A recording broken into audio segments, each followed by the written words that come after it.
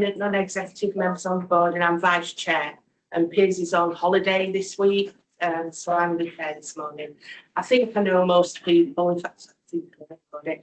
So, welcome. We are just missing a couple of people that we're expecting, but we're going to make a start anyway because we are for it. One of the people that we're missing is Kim Gleeson, who's the new Health Watch representative from Rotherham Health Watch. I'm sure she's on her way, so we'll welcome Kim when she gets here. Can I also just welcome Chris? It's a bit like we're a bit different, aren't we, this time? Let's welcome Chris in his role as interim chief executive in the chair at the side of me, and also just to record again, thanks to Gavin, who left us on the 17th of October. Right, yeah. So thanks to Gavin for the work that he's put in the time that he's been with us at South Yorkshire ICB. As Piers normally says, just to remind people, this is a meeting in public, not a public meeting. We do have, I think, one question from the public a bit later on the agenda. I've got apologies from Damien Allen. Sarah Norman's deputising, and we think Sarah's on her way. But we know traffic's been a bit rubbish this year. She'll be here shortly. That's great. Thank you. Thank you, Katie. From Piers, ICB chair, he's on holiday. Sarah Perkins, I think, is also on holiday. I think we've got Dominic. Hi, Dominic. Thanks for coming. And from Shafiq Hussain. Has anybody got any other apologies that we're missing? No? Okay, brilliant. We are for it anyway, so. Can I move us on then to declarations of interest? We've got the usual declarations of interest on the register that people can see. Shahida, have you got one for today's agenda? Yeah, it's on item 13, where recipient for funding for youngsters. Okay, thanks, Shahida. Anybody else got any other DOIs on the agenda today? No. I move on to item 4 then, minutes of the last meeting. Can we receive the minutes of the meeting held on the 3rd of September? I'll take those first. Has anybody got anything to note on those? Accept those as a true record. Thank you. Can we also receive the minutes of the ICB's annual general meeting held on the 1st of October? Again, has anybody got any items on there? No? Accept those as a true record then. Thank you. Anybody got any updates on the action log that you want to bring forward? Greg? Chair, the action that had my name against it to me with everybody's done. I met him the other day, and I'm fairly certain Sarah Norman's meeting in next week. So by the time you that would be good. Thank you, Greg. Anybody else got updates on the action log? No. Thank you.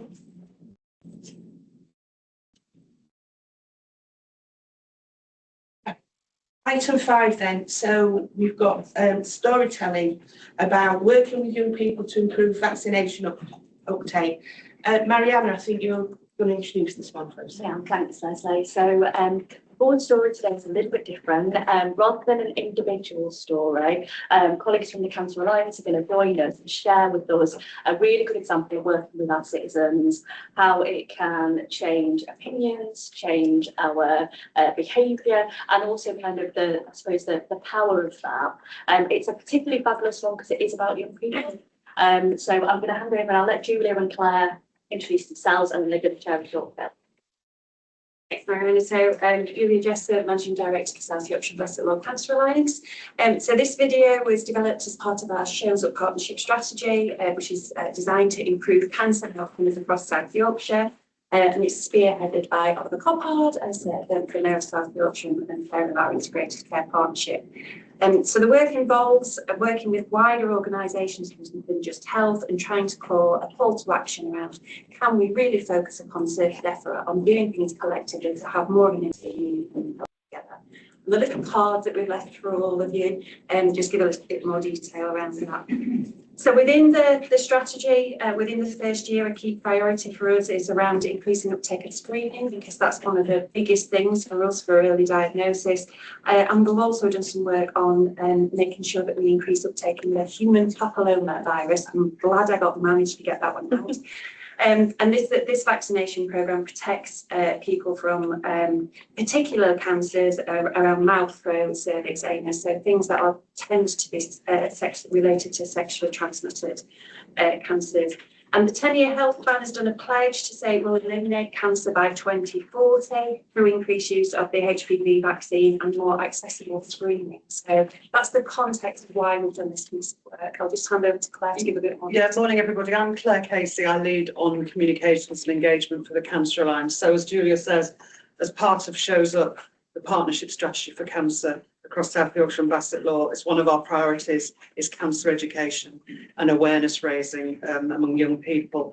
And we had the opportunity earlier this year, it was to work with the Children and Young Persons Alliance and the immunisation teams at Sheffield Teaching Hospitals, who together wanted to increase uptake of the HPV vaccine and raise more awareness, especially in schools in more sort of diverse and deprived areas. So we went to Fir Vale School in Sheffield. I'm sure a lot of you will know where that is. And we engaged with a lot of the kids there, and we encouraged them to talk about HPV, ask questions about it. And you'll see from the video that we're about to show, we felt it was important to engage with Fir Vale because of those traditional cultural barriers, if you like, trying to break those down, educating them about HPV. And in such a diverse school as well, we had a great time. You'll notice some of the kids, young people, were very nervous. Some of them were holding scripts, but that was all part of the videographer's plan to sort of, encourage them to open up. So there's no direct evidence yet that showing of the video has had a massive impact, because Fir Vale is one of those schools that's got quite a low uptake of HPV vaccine. But this year is about scaling that work up. We spent the first year sort of co-producing a lot of our assets, if you like, and videos. And so this year is all about spreading that through social media and with other schools as well. So it's a 5-minute video. Brilliant. 3, 2, 1. Hey, I'm Hafsa. And I'm Maliha. We're here at Farewell School to learn about HPV. We're here with Lauren. Lauren's from Sheffield Children's Trust, so she can answer all our questions about HPV. Hiya, my name's Lauren. I'm one of the school nurses from the Sheffield immunisation team, and I come into your school and other schools in Sheffield to deliver the vaccination programme. And action. Hello, my name is Francis. So my question is, what is HPV? So HPV is a disease that we catch through sexual contact, and HPV stands for the human papilloma virus. So it's a group of diseases that can cause either germs or warts or cancers. And action. Hi, I'm Ethan. And I'm Manaya. What are the symptoms if you do contract HPV in men and women? So the symptoms are usually quite hidden. With men, it could be a UTI, and with women, you'd only find out if you have a cervical smear, which is something you don't receive till the age of 25. But if you have any concerns, do see a GP. And action. Hi, my name is Cassia Mensah. I'm Desire Joshua. How can we protect ourselves from HPV? So HPV is a disease that you can get through sexual contact, so the best way to protect yourselves is by having the vaccination. Who can get HPV? Boys and girls can get HPV. It's something that is given through sexual contact. That includes kissing, hugging, anything of that nature. So it's best to be protected against that. Can I catch HPV? Can you catch HPV? Yeah. Yes, you can. Anybody who is sexually active can catch HPV. Okay, we are right. We're ready, guys. Yeah. And action. Hello, my name is Rayon. Hello, my name is Lo. What age do you get the HPV injection? So the HPV injection is something that we offer from year 8 onwards. However, you can receive that vaccine up until the age of 19. Is it dangerous if we don't get the HPV injection? I wouldn't say it's dangerous, but you're not going to be protecting yourself against the human papillomavirus, which is something that can cause cancers in your head, neck, throat, mouth, and genital areas. How can I get the injection? You can receive the injection in school or when we come to the mop-up sessions, and we do run a clinic across the road at the Fairvale Community Hub, which you can receive on a Thursday. That runs from 3:15 to 5 o'clock. Is there any side effects for the injection? The side effects are just a little bit of achiness in your arm, so depending on which hand you write with, we tend to go for the opposite arm. So that arm will feel a little bit heavy, a little bit achy, and it might feel a little bit numb, but you might get a tiny headache, but nothing serious.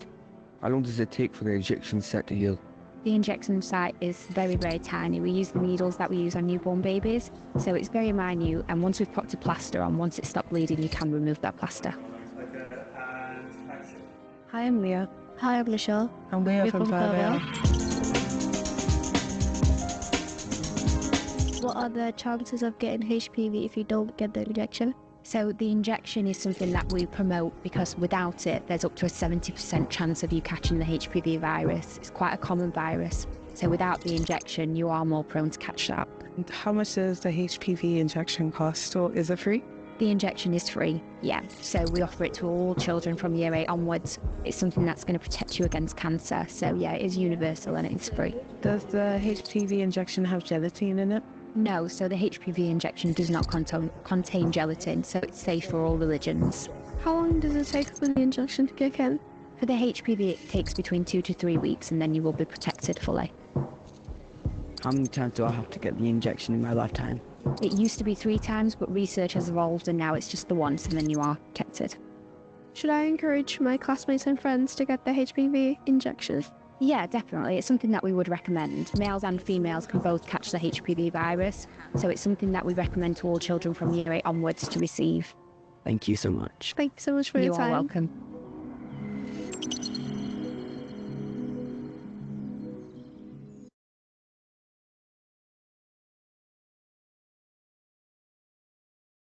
Thanks. Anything else you want to say before I open questions and comments? I don't know, so I suppose we're continuing to work with the screening and institutes and public health colleagues around this, and one of the major things that we know is going to feature for the 10-year health plan and the National Cancer Plan. How do we get this more pharmacy-led, more into communities, and really impact this? So just looking forward to doing that work. Thank you. Thanks, that's really interesting. Anybody got any questions or comments that you want to raise? Ray? Just quickly, for the record, massive credit to Children's School Immunisation Service and NHS colleagues who really are doing a fabulous job. I do think there's something to do, as you say, Julia, about sort of get the communities to this, because there's an awful lot of disinformation out there. And I don't know that we do as good a job as we might on the handling the misinformation. But in terms of the systems and processes, massive credit to both NHS and School Service who do a fabulous job on the other ones. That's great. David? Just to emphasise that HPV is one of the national models to eradicate cervical cancer. That's how effective it can be. So, actually this programme, we'd all get behind and, want to support. Anthony? Yeah, thank you. Thanks for that video. And we do, of course, have models for community vaccination that are well established and running well, so we can learn from those, can't we? And I agree with Greg around the communication elements of it. We're bang in the middle of vaccination season at the moment. I'm happy to see that our children and young people uptake of flu vaccination is higher than what it was this time last year. So that's a good start. Still much to go, but we can learn from those programmes with this one as well. Thanks. Yeah, I just wanted to commend the video and the engagement with young people. I think that's really brilliant. And I just think really demonstrates where we kind of empower communities to carry that message, just how powerful it is. And we proved that during COVID. And Greg's point about, tackling misinformation, when we devolved that power to communities, they were able to kind of take on tackling that misinformation. So I just think that's a great example, but we've got so much to go through. Thank you.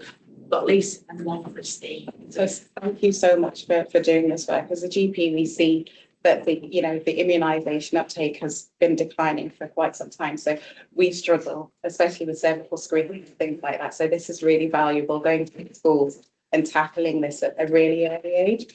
Do you plan to roll this out to different schools or to sort of roll this out in general? Yeah, so I think as Claire said, the first year has been how we can produce the things that we want to share. So this year is all about scaling up. We don't know how to do that. We're part of coming here today to help us. How do we embed this into neighbourhood models? How do we use what's already out there? We can't operate in silos. So absolutely scaling up and anything to help us, please guys. And there is another version of this video that doesn't strip out the veil altogether, but it makes it so that it can be shared with other schools across the region, not just Sheffield. But very happy to help. So Really. Christine? So as Chief People Officer, actually, I was going to make that offer because we've got quite a lot of schools engagement activity going on and a lot of networks and contacts. So really happy to see if we can get those. Thanks. Yeah, fantastic. Thanks, Christine. We're linking you with, and we've got employer assets as well that we're linking you with. We're linking on this as well. Yeah. Anybody else? Karen, I just wonder as well just how we make those BCSE links with some young people's groups, because this obviously we've got young people in schools, but we've also got young people that are not in school. And I think, you know, it might be useful to think about some of the organisations that work with those young people, because they're harder really to get to. And I just wonder whether some of the BCSE links that Karen's got might help to reach some of those groups of young people really. Yeah, that's really fun. There are 4 youth services of the county, so it's worth making those. Yeah. We are as well, just to know that we are working very closely with a lot of youth fora. We're in the process of digging them out. Who are they, you know, and getting introduced to them so that they can work with us. We're planning another documentary with young people, which will be wider than just HPV, but it will feature HPV again as well. Karen just wants to come in and speak, Kathy, that's fine. I was just going to say, really happy to do that. Maybe to pick up a conversation with the Children and Young People's Alliance as well, because they do some fantastic work with those sorts of groups, and I'm sure you're already well connected. Connecting with our more special schools and children and young people with disabilities, autism and additional needs, because actually they will also be sexually active, they will also be at risk of all those other cancers. So how are we connecting it with that space, or what do we need to do? More to do in that space. Kathy, we've started a lot, and again, I think as Greg has alluded to, we need to work through the screening and screening as well, but happy to do some work that's more targeted to those things. Yeah, it might be worth talking to people about linking in with young people with learning disabilities in particular, because they're very experienced and expert at doing that sort of stuff and making the messaging. We've done a lot of work in screen for learning difficulties, but we're not specifically on HPV. Okay, thank you. Anybody else? Okay, thank you both. Thank you very much. Thanks for coming and telling us. Yeah, thanks for that. Press a word. Yeah. Welcome, Sarah, and I'm not putting you on the spot. I know the traffic's been horrendous this morning. I got completely stuck. I hardly moved for about 15 minutes, so apologies. So, yeah, don't worry, get a cup of coffee and have you. Welcome to Kim, who's our new Health Watch representative, and Sarah's here for Damien and Ellen. So, okay, it says chairs matters, but I haven't got any matters, and you have not left me any, so that's easy. I'll just move on. Short to the norm. And I'll hand over to Chris, Interim Chief Executive. Thank you, Chris. Thanks, Chair. So I know everyone's read the report, so I'm just going to pick out, I've got 8 highlights this time to pick out. There's a lot going on, so I'll quickly go through them. So first, just to pause and acknowledge the events that happened in Manchester with the attack on the Jewish community, and just to recognise, I know we've spent a lot of time around talking about anti-racism as a board, and we picked that up in October, but just to reinforce, obviously, our support for that. Interestingly, NHS England have now formally and actively adopted the International Holocaust Remembrance Alliance working definition of anti-Semitism, and we've been asked to adopt that, and I'm sure that's something we'll be more than happy to do. And also we'll very much be promoting Holocaust remembrance events as well, like coming from Sheffield. In terms of national news and NHS England, so we have the 10-year plan, which we're going to cover with agenda item 10, so I was still where I was London. But we've had other documents coming through now. So the medium-term plan, so in NHS speak, that is a 3-year plan. We've now got guidance about how we'll produce that. We've also got a strategic commissioning framework that came out yesterday. So just to give it a flavour, so we'll have to do a 12-month plan, a 1-year plan. We'll do a 3-year plan and then a 5-year plan we're working through. So we're going to get into that sort of way of working. All the documents, all the finance documents we promised mid-November, we should get the full suite of documents for us to allow to plan properly for next year. An early sort of give an idea of timescale. An initial return will be December and then final returns in February is the timescales we're working to. Our board development session in December, our next time we meet, we're going to focus very much on how we're going to approach commissioning intentions and go through. So the board will be in at the start and working through. It's not a privilege we've had in previous years, being frank. You know, last year we were given guidance in March, April time. It made it incredibly difficult for the executive team to come up with, you know, plans that were deliverable from the 1st of April. So the timing's very, very welcome. The challenge is as great as ever, but in terms of timescales, but very much appreciated that we've actually got a which can allow us to. So that's the national picture. Further on the national picture, we, as an organisation, we've been required to make significant organisational changes. Reduction of 50% in our running costs, programme costs. We're awaiting further guidance from NHS England about when funds will be available to fund the organisational change programme. And it's very frustrating for all our staff and our executive team, but we're still awaiting guidance from NHS England on that. It is expected shortly, but we have been saying that for 3 months now. I think with the budget looming at the end of the month, I think we'll get to a point where a decision will have to be made and guidance will need to be given nationally. So we're just awaiting that further guidance. And Christine, the Chief People Officer, working through potential implications, whatever that guidance is. So we'll get through that. Next is the financial position. So we are extremely challenged in terms of our finance and pressures on efficiency. The good news is, as a system, we are still on plan at month 6, and we've been recommended by NHS, and I think have now received our quarter 3 deficit support funding. So what that means is the NHS England believe that we have control of the system, and they've given us that funding as part of their processes.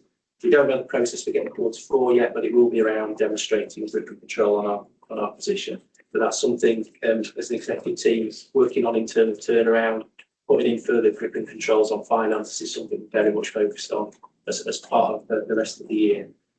Also need to now work with providers as well, because the providers' financial positions is very much part of that system control total. So we have something called the Strategic Efficiency Board, which we have all the system in which we're now working with providers to make sure all providers are on plan. And we absolutely push to get as close to the year of the position as possible. So that's where we are in terms of finances. Leo, I'm sure, will pick up on the financial report and we'll do further people session. Next up is the Integrated Care Partnership. Again, Marianne will pick up some discussion around that on agenda item 10.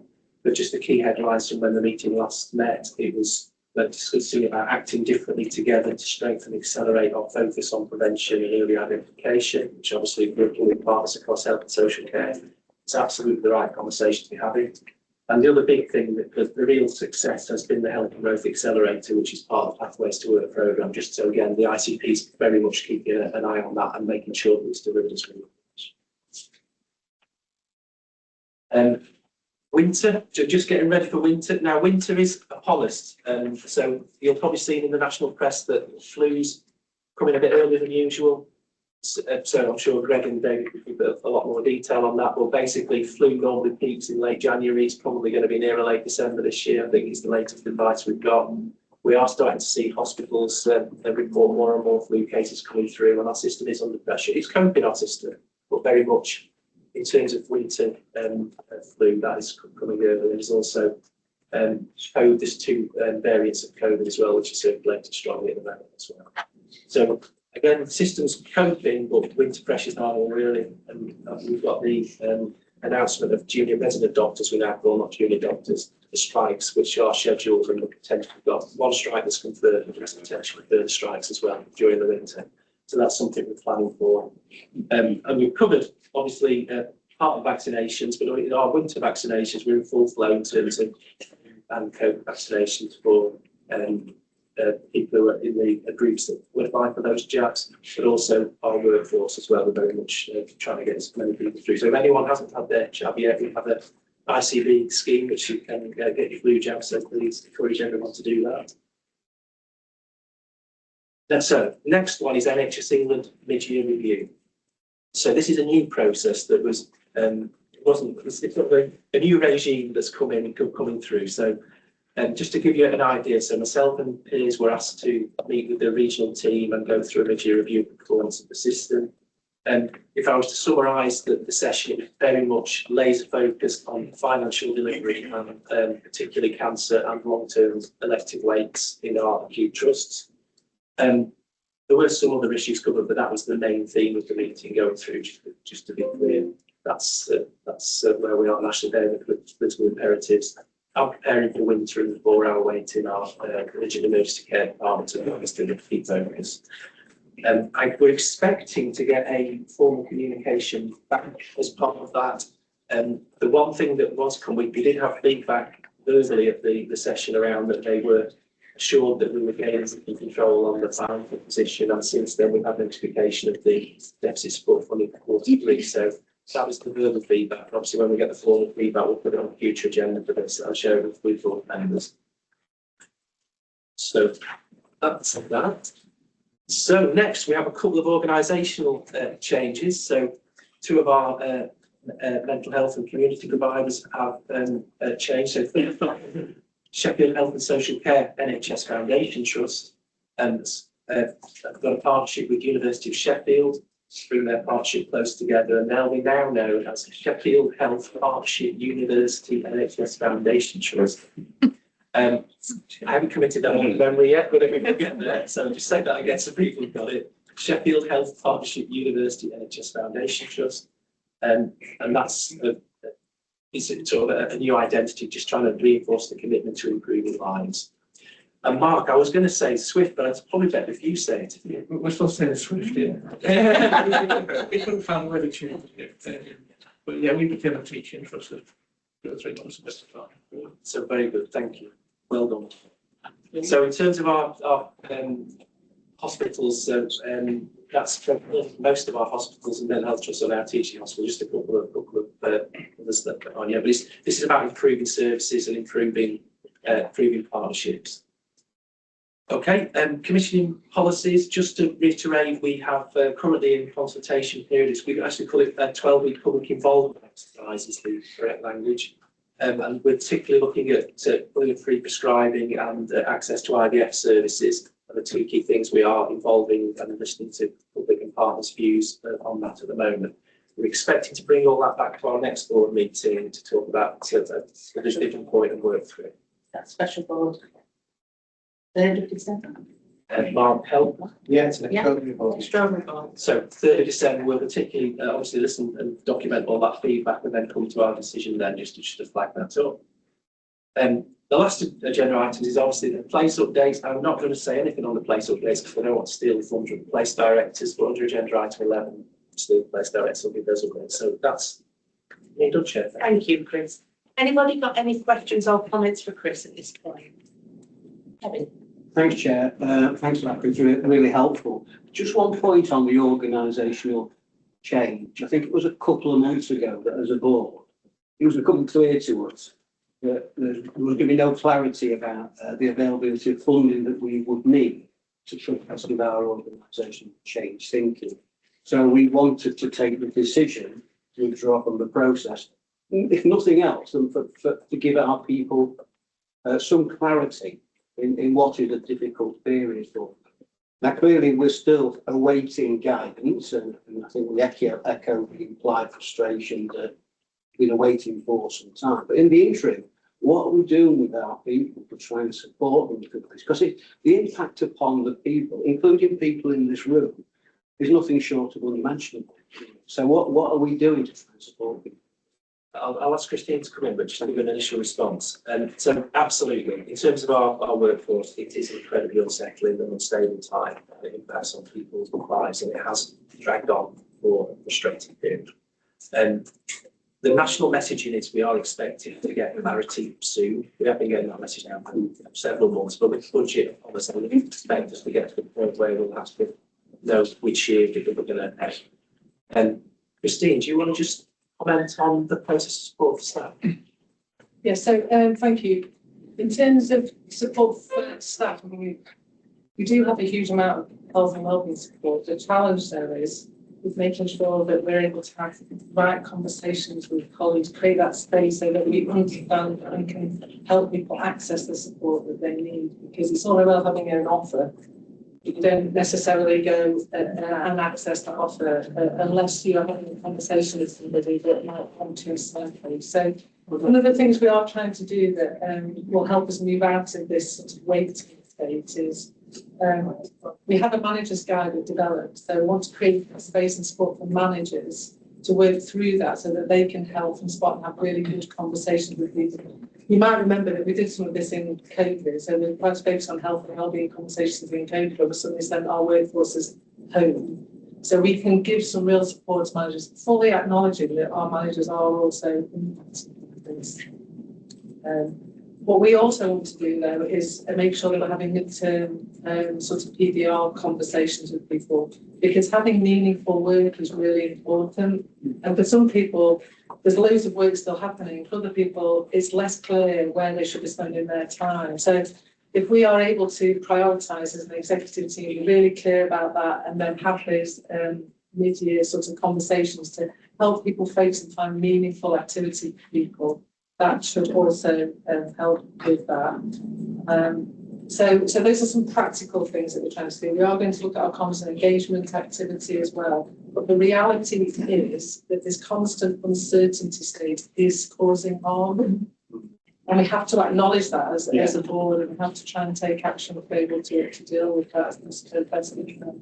And that, Chair, was the basis behind the question, because it feels that at some point, clearly guidance is important for us, but we'll need to get to a point where we need to sort of assume some more control of this locally, which it doesn't feel as though we have because of the national uncertainty. But all we can do at the moment is do our best to support people through it, but just signalling that at some point we may need to say enough is enough.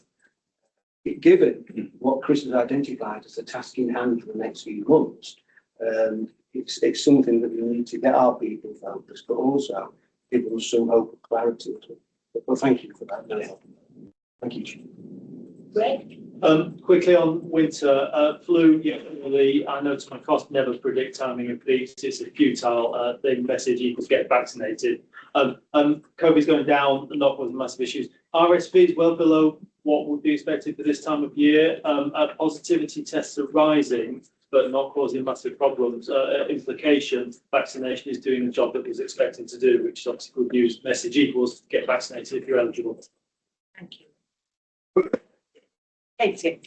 Thanks, Leslie. I suppose just in response to the question, we're having obviously in the place arenas and across corporate services, lots of conversations about how do we kind of keep ourselves sane through this next period, because as everybody is indicating, it's been a pretty tough year. I think certainly the key messages we're getting from staff in Barnsley is that being able to focus, as Christine said, on some kind of really meaningful pieces of work that are going to take us into the kind of new strategic commissioning environment that we know we're going to end up in at some point, is kind of helping people, I think, to think about how do they feel like, actually, although we've still got all that uncertainty, we are really still making a difference to the people that we're here to serve. So we've taken that sort of approach. And I know other colleagues around the table are doing exactly the same. It doesn't mean that that uncertainty doesn't kind of eat away at people, or you have good days and bad days. But I think that focus on how do we get ourselves in a really good shape to step into that environment as that messaging gets made is beginning to help people to think that through. Thank you. Anybody else? Okay, thanks, Chris, for that.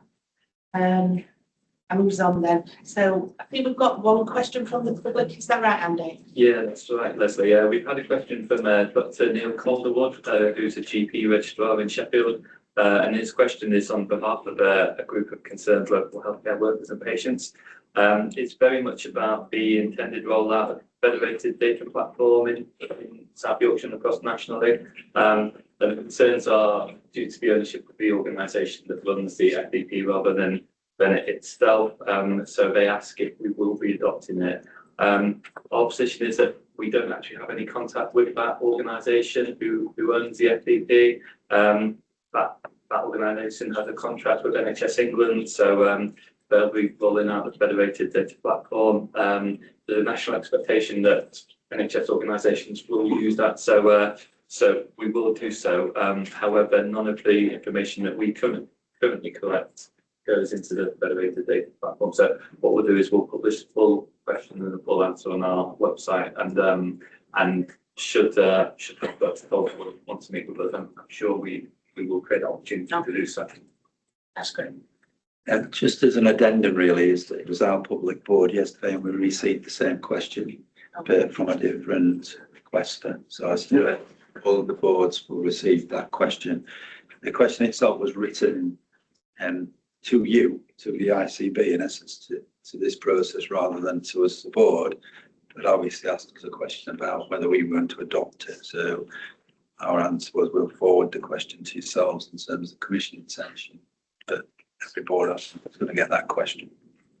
Thank you. Thank you. Item 9 then, board assurance framework for corporate register. Mark, it's you. It is, yeah. Thank you, Chair. So I'll take the paper as read and the attachments, and those who've been able and diligent enough to follow the links and navigated the BAF and risk register online. I would just like a couple of things. The summary of the BAF and corporate risk register and the issues log has been considered across a range of ICB governance meetings, and they're listed, but they include the formal executive group, audit and risk committee. I won't read them all, but they're there, and they provide evidence that this process is live and it's running. It could always be better, and the descriptions within the risks will evolve over the next few months as we grapple with our new operating context. And I would also flag that this item is at this point on the agenda because it has influenced and should be that risks that are set out should be visible in the business that we transact afterwards. So it's a short item, but it's because it sets some of the context for the rest of the business. Final thing is the board's asked to receive and approve this register and support its ongoing development. It's not a fixed item. Thanks, Mark. Anybody got any questions or comments on this item? Moira? Thank you, Jack. Yeah, I mean, it is very helpful. I know we have discussed in various subcommittees going forward, we can try and streamline this a bit more. So it is a very comprehensive document, but it's also quite challenging to be able to find your way through it, really. So I know Mark and colleagues are continually working on doing that. So it's just really to support that streamlining of it. Then makes it more real for those of us that are perhaps a bit slightly more removed from some of the detail. Thanks, Moira. Thank you, Claire. I echo Mark's comments about how there is a strong alignment between the higher risks in the risk register and the agenda itself. So I agree, that's how it should work. One of the things where that box isn't particularly ticked is one with its own special colour, which is the DRI backlog maintenance. And I know there's lots of work in Doncaster to mitigate against the potential impact of that. But I just wonder if in a future meeting whether we receive some sort of update on progress, given that it's bright purple and it's the highest rating. But in the short term, I've noted that there was 2 multi-agency exercises that were due to take place in September, Richard. And I just wondered how that went. Because that will be a further assessment of our ability to respond when the issues should they occur. So in respect to the first question, yes, the confidential board before considered the strategic outline case for the redevelopment refurbishment of the DRI estate, primarily the Eastward block, which is where the greatest critical risks sit in terms of infrastructure. The board approved that outline case, so that will now be provided to NHS England for due consideration, and obviously describes the process by which we would undertake that. It is not the new hospital that was originally proposed, accepted, unaccepted and proposed again, but it is a refurbishment of that main risk, which gives ourselves and I think the ICS options moving forward. So hopefully now that will re-enter a process and be considered appropriately. In respect to the second one, it's a continuation of a process that we've been undertaking with NHS England, where we've done a number of simulated exercises and discussions around specific risks. The major issue realistically is that if you do lose the opportunity to evacuate the tower block as a result of lift failure or otherwise, you struggle on horizontal evacuation. So there is plans in place that would provide accommodation for any patients that were affected by such decants. But I think everybody accepts that they are limited in the nature of the immediate capacity that would be required, because the tower block is the biggest bed holding block in the building. So I think the risk mitigations are in place, but they don't get totally mitigated until we deal with the fundamental issue, which is it's a building of considerable age with considerable critical infrastructure risks. Now we mitigate them every year by fire safety work, by lift improvement work, by electrical infrastructure work, by water, heating, but they won't be eradicated until such time as we get, approval for a significant and major capital scheme. Okay, thank you. Thanks, Richard. Anybody else got any questions or comments before I move on? I've not been really good. I don't think he is, but I think he's been kind. Okay. So thanks for that, Mark, and we've received it and approved it. Thank you. Okay, so we've now got a strategic update from Marianne, I think. Yeah. And this is the National 10-Year Plan and our ICP and Refresh South Yorkshire work all in one go. Go on then, Marianne. That's a lot. So the purpose of the paper really was to give you a bit of a brief update around the work that we're doing to consider the National 10-Year Health Plan, implications for us as an integrated care board, but also starting to think about what that means for the South Yorkshire Integrated Care Partnership. So hopefully we'll have an opportunity to have a look at the paper. What I thought I would do is just pick out 3 areas for you. First being the National 10-Year Health Plan, so that was published in July, and as you know, the aim of that was about responding to the challenges that were really well articulated in Darcy. The predominant focus of that is 3 shifts, so you have the treatment to prevention, hospital to community, and shifts. And in there, what you also have is a number of enabling areas of work, including the new operating model for the NHS, which I think we're all starting to feel as in the NHS. So part of that was about us also reaffirming our role as a strategic commissioner, which we mentioned a little bit already today. There's been quite a lot of, I think, reflections, analysis of the National 10-Year Health Plan over the summer period, and I think generally the consensus is that the 3 shifts feel like the right direction of travel, but I think some of the reservations are around the kind of delivery detail and the deliverability of the plan. The second thing I wanted to just draw your attention to was we spent some time in our development time over the summer period considering what the National 10-Year Health Plan meant for us, and what the paper does is just summarise some of the key things that came through that, and I just want to draw out a couple of those. I think the first one was the really welcoming the shifts as outlined in the plan, and also their alignment with our kind of strategic direction in South Yorkshire and our integrated care partnership. The second one was kind of really welcoming some of the key areas of focus in there, so things that were actually really well placed in terms of South Yorkshire, things like neighbourhood health. We also talked about the increased focus on quality and patient experience, and that was really welcome.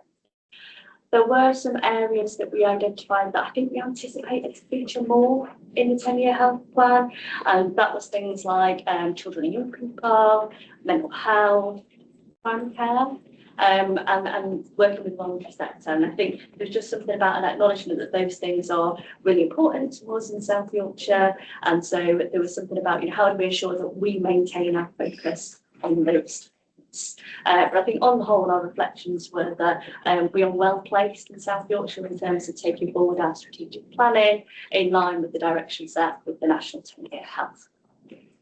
And then the last thing that I just wanted to pick up on is the South Yorkshire Integrated Care Partnership.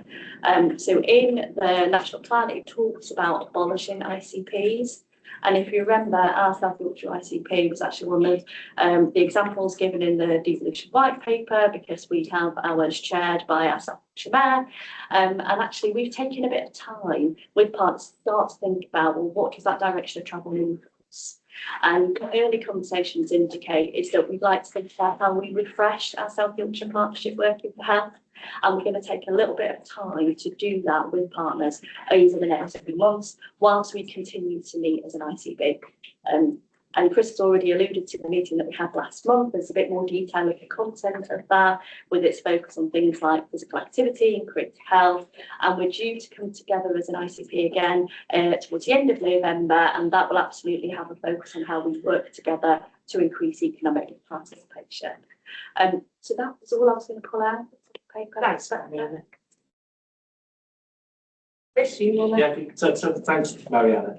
I think that the key thing is that in the national documents, they talk about moving away from ICPs. I think we recognise the value in South Yorkshire with the partnership. So it's about working with partners to say, how do we keep the value and the good things that have come out about development partnership, and then going forward, irrespective of the national guidance. So that's the key, isn't it, to the conversations. Thanks, Chris. Anybody else got any comments or questions? Greg? Just briefly, agree with you on the things that the 10-year plan was a bit light on. And there's a bit of, the hospital to community. The point of healthcare reform for the past 4 decades has been just that. It was disappointing in the extreme that the plan was a bit light on that. And I think we can choose whether or not we make good on the point of responding to the epidemiological shift, et cetera, I won't point more. And then on the whole sickness to prevention, it was a bit like the 10-year plan was a bit light on a whole of government, whole of society approach to strategic commissioning for population health. That's taken as read in local government, and I hope regional government. There's something to be pushing upwards that has to be national too. Thanks, Greg. Moira? Yeah, thanks. Just following on from that as well. I mean, I don't, the overall themes of the NHS plan are fine and everything that we sign up to. I think it's really important that, there's very little mention of adult social care in there.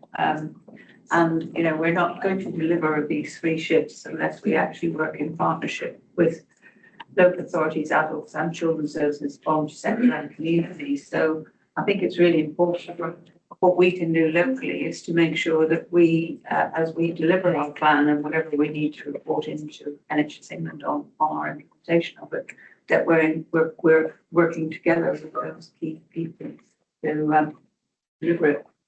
Thanks, Christine. Thank you. I think one of the things that is, I'll say missing, because we're still waiting for the workforce plan, for the 10-year health plan. Now, there is some consultation exercise going on in respect of the workforce plan. It would be really great if there's an integrated care board system that we could potentially respond to that. In respect to the bold ambitions of the integrated care partnership, one of the bold ambitions was about valuing and supporting our entire health and care workforce, paid and unpaid.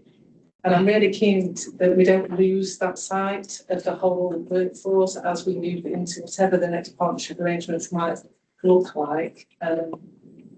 So I would just encourage us to continue to think about, because all of the shifts in the 10-year health plan will have workforce implications, every single one of them, small or big. So I think we just need to make sure that we're taking action, attention to identifying needs. Thank you, Christine. Emma?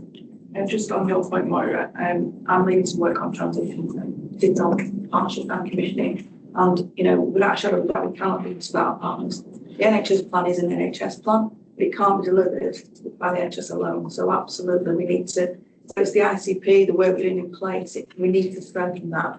because we won't deliver the things we need to deliver strategically if we do not work in partnership. So just to give you some assurance, I think whatever it said nationally, I think there is a real desire from a South Yorkshire perspective to actually really, do the stuff we've done in place. We want to kind of work on that and improve it where we can, recognising changes. But I want people to know that it can't deliver without our partners. Thanks, Sarah.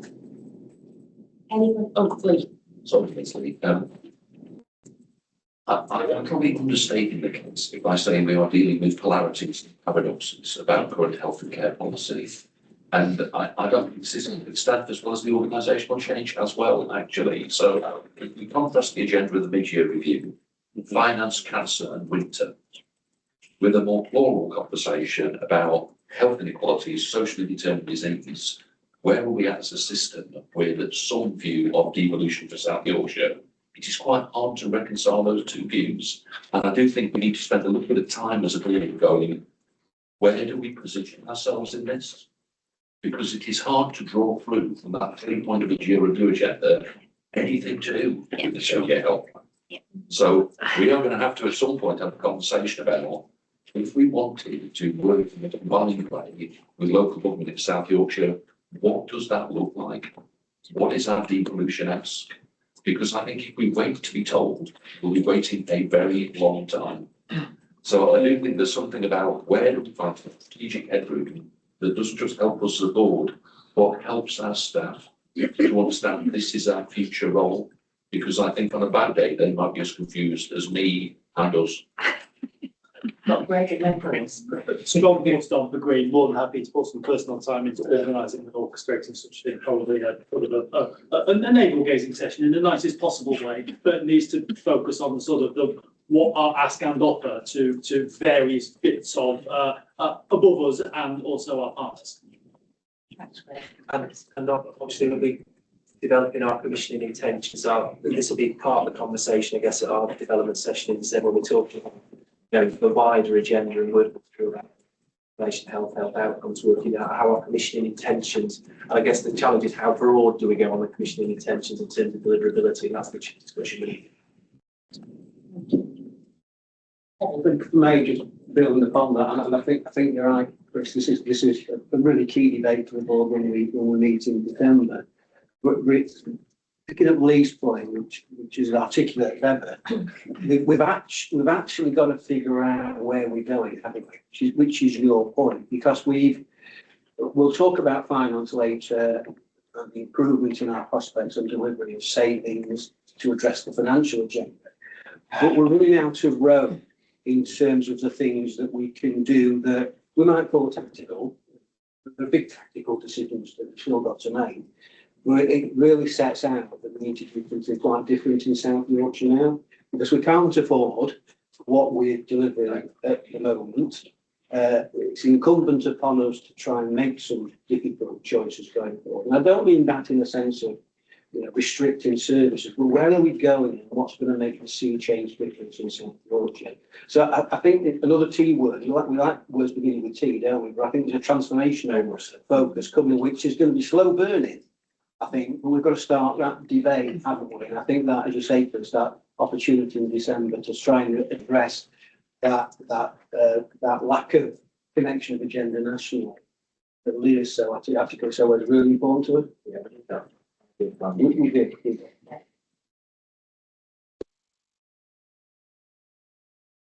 Thank you. Thanks for that. Thanks, Mariana, for setting up that debate. It's been helpful and leading us into further conversations in a couple of months' time, not even a couple of months' time, a few weeks' time.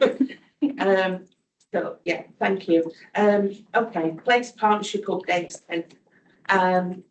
Emma, it's Sheffield first, if that's okay. That's a bit worrying. This is the first time Sheffield opened first. Oh. Okay. I'd take it.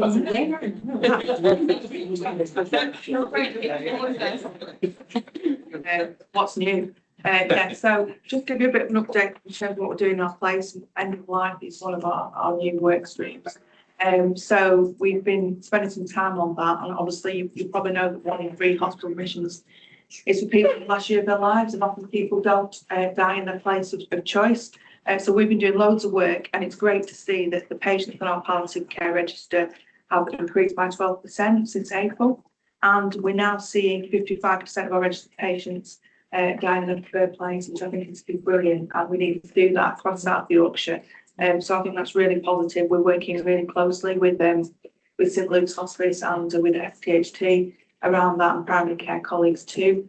Obviously doing some work around Compassionate Sheffield, which is kind of not a medical approach to dying, and that's been great as well. So we've got a lot more to go at in that space. I think we're trying to influence the South Yorkshire agenda through my end of life lead as well.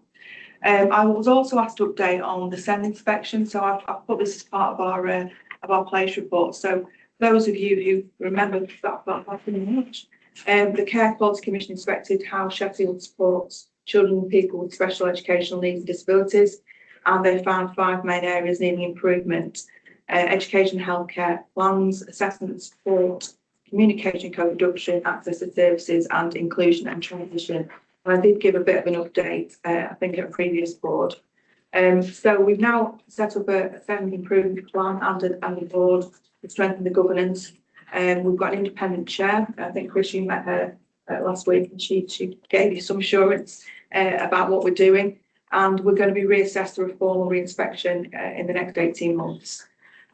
So again, the report detailed the actions. We've got the SEND improvement plan with milestones 6, 12 and 18 months aligned to Ofsted revisits. Performance is monitored and accountable at every stage, and it is a very strict regime, and it should be, because we need to improve the care that we give our children and young people. We've got SEND strategy, which is a 3 to 5 year framework, focusing on workforce development, early intervention, inclusion, transitions and joint commissioning, and a SEND manifesto, again, which is a 10-year vision, which has been co-produced with our families and professionals, setting shared values of inclusion, aspiration, early health and partnership work. And again, I think there has been a real mind shift and culture change in the way that we work together as a partnership. And in some ways, we started this work probably about 18 months ago, and it's sad because when we inspected, we probably weren't seeing this. I think if they came back now, they'd see a very different response and hopefully much more improved outcomes for the children and people that we serve. Again, you can see there the governance that sits above it. As I say, we have an independent chair, and we've got very, very clear milestones as part of that process, which again you can see. The next item I want to cover is homeless and sleeping. So again, the Ministry of Health and Communities and Local Government announced £84 million additional funding for homelessness and rough sleeping service across England, and Sheffield will receive just over £1.5 million, creating significant opportunities to strengthen local support. We're obviously part of the Homewards project as well, and we're doing quite a lot in our own health team around inclusion health. We know the outcomes for people who are homeless are far, far worse than other people in society, and again we need to make sure we have a relentless focus on them. So again, this is really welcome for us in terms of supporting those people. And again, just put some information there just around, as I usually do, just about partners. You okay, Anthony? Yes. We've looked to Sheffield. So we've obviously the National Centre for Children's Technology, again, that's coming on. That again is going to be a great opportunity for us to strengthen the way that we work with our children. And obviously, Chris had already mentioned, I dare say the Sheffield, because I can't say it, Sheffield's University Hospital status, and we've already mentioned that in terms of our mental health. But and then there's some just work there on driving greener healthcare together. I think really importantly, the race equality work we're doing in Sheffield. We have South Yorkshire on 10th of October. People gathered for a rally celebrating unity in our shared community and our common purpose. We're doing a lot of work now. I think we're really stepping up that race equality partnership in Sheffield, and I'm on that, and continue to be inspired by some of our community leaders, their work they're doing for our communities, but also absolutely horrified at some of the kind of abuse and hate that people are receiving in our community. It's just not acceptable at all. So anything that we can do as a board, and I can do personally to support that agenda, I will be doing over the coming months. So, it's a huge issue for us and one that we really need to get behind. So thank you. Thank you, Emma. Anybody got any questions or comments on Sheffield? It's just on the final point that Emma raised, actually, I think it really divided between the same. So if I look at my organisation, we've had an increase of over 50% of resources towards staff So I just absolutely endorse what Emma's saying, and I think it's anything that we can do to support colleagues at the moment and ensure there's, our own way, there's at least a free discrimination, that staff feel supported. I think the more we can do, the better. Thank you. Thank you. Yeah, also related to that last point, we are obviously, like yourselves, we're seeing a big increase in poor behaviour really in primary care in its widest sense, in pharmacies, optometrists, dentistry as well as general practice. We have brought a group together across South Yorkshire. It's led by members of Andy's team, but we've also included our LMCs into those conversations, and we are going to launch something over winter, particularly related to primary care. But the learning is across all of that. Yeah. Thanks, Anthony. Yeah, I think just on that point, I think it's incumbent on us as leaders within the system to speak to that. And I think it's great that, in different settings, but that's a national trend that's happening right across the country, over 55% increase just in the last quarter, I believe. So there's something significant there, but I think it's also not just about the support we offer staff and colleagues right across the systems, but I think demonstrable leadership that says we are not standing for this, and I think a zero tolerance approach that says if you abuse our staff in any way, there are consequences. And I think that drawing a line in the sand is quite important. But I think it's also when we've got the uncertainty of everything happening within the system and our ICB colleagues as well, this adds another layer of pressure on people. So I think it's not just about the support, but what are we saying about that as well? I think it's articulating that as well. Thanks, Shanita. Anybody else? Oh, no. Just one quick point on the SEND work. I mean, it's really positive to see the revised stuff and the real focus on it. I'm just wondering if at some point prior to re-inspection, it would actually be helpful for us as a board to get a bit more detailed update on where you're at with where we're at. Much detail, I mean, there's loads of it for us. I know. We could do as, we could do a particular session on it, we just put it as part. Yeah, that was my suggestion that we do now, but maybe in one of our development sessions, we spend a bit more time on it. And we go through the health and wellbeing board as well. Great, so. Let's pick that up at the development session as well then, Mark. Just make a note and make sure that's on the agenda. Thank you. Richard. Sorry, it just relates to Emma's earlier point, comments really, in that there are some things I think that we accept that we shouldn't accept. Some things that we don't do that probably we should do. So, for instance, I live in Sheffield, but I didn't know that we'd got the first female Asian mayor, which I went to an event and she was speaking and she was excellent. She was inspirational. Yeah. It was really, really good. But if I live in Sheffield and I'm a Sheffield council taxpayer and I don't know, then actually I'm not getting any positivity out of the sort of contribution that colleagues are making. I was struck on Saturday by the incident on the train and the national reporting of the incident, where on the news hosted by Clive Myery, the reference to the attackers were they were black but born in Britain. So what's the relevance of the black comment in terms of influences is linking to public disorder or significant incidents?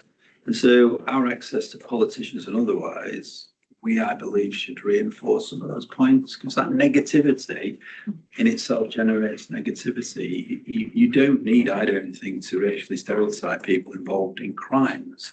I don't think I'm saying that, and it was a white British person, so why do we make the difference?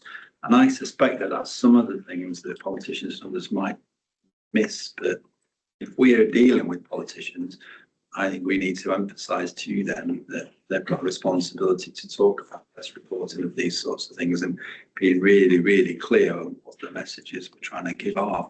And I don't think we're giving any positive messages in that respect. Thanks, Richard. I think, go on, Ben, I'll let you three thoughts. One, I don't wholly agree that our politicians aren't really nuanced on this. I know Councillor Hunt's very, very, very clear, and I presume the other three leaders are the same. But Tom is exceptionally clear on this. There's a media reporting thing, and I've mixed views on how it was reporting, but again, take the point. Shahida, on the zero tolerance, sort of my personal view, racism is abhorrent at the end. what does zero tolerance mean? 'Cause I'm not sure I would go as far as excluding people from healthcare. So it's just being really clear on what zero tolerance means. We just need to have that conversation. Whilst I've got the mic, just there was a very detailed conversation on SEND strategy at the last Health and Wellbeing Board. So if you want the detail, I can send you the detail. I'll send board members of the detail. The full details are there, and it develops fairly quickly as well.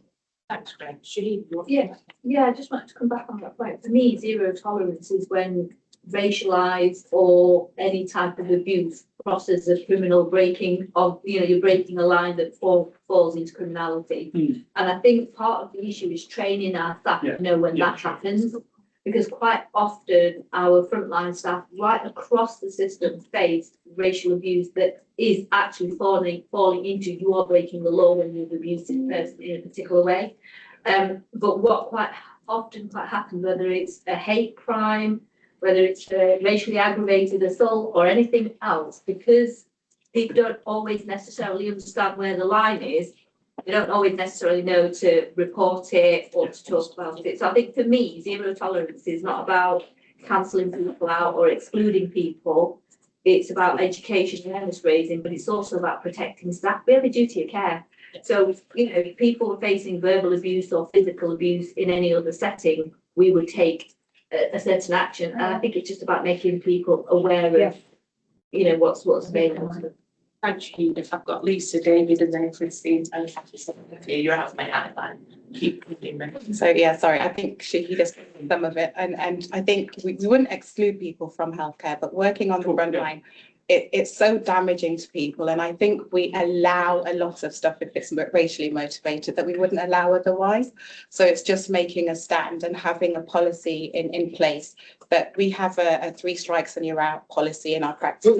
So many things are overlooked and we don't implement it. So I think it's just being consistent with that and letting people realise that this is significant and it's damaging to those people at the other side of that. And we just, just standing firm with that policy, really.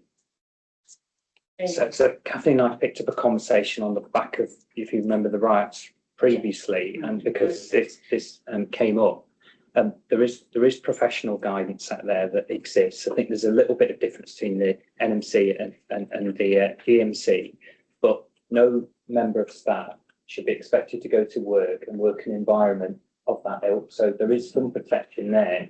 I mean, I must admit, I do take quite a hard stance, and Greg, other than a duty of care of somebody who's got a life-threatening illness, it's not acceptable in our practice. We send people away and they either behave or they register with a different practice. So I think probably there isn't consistency across the whole of the NHS, and raising this, reinforcing what is in place. I think is probably the action. I agree.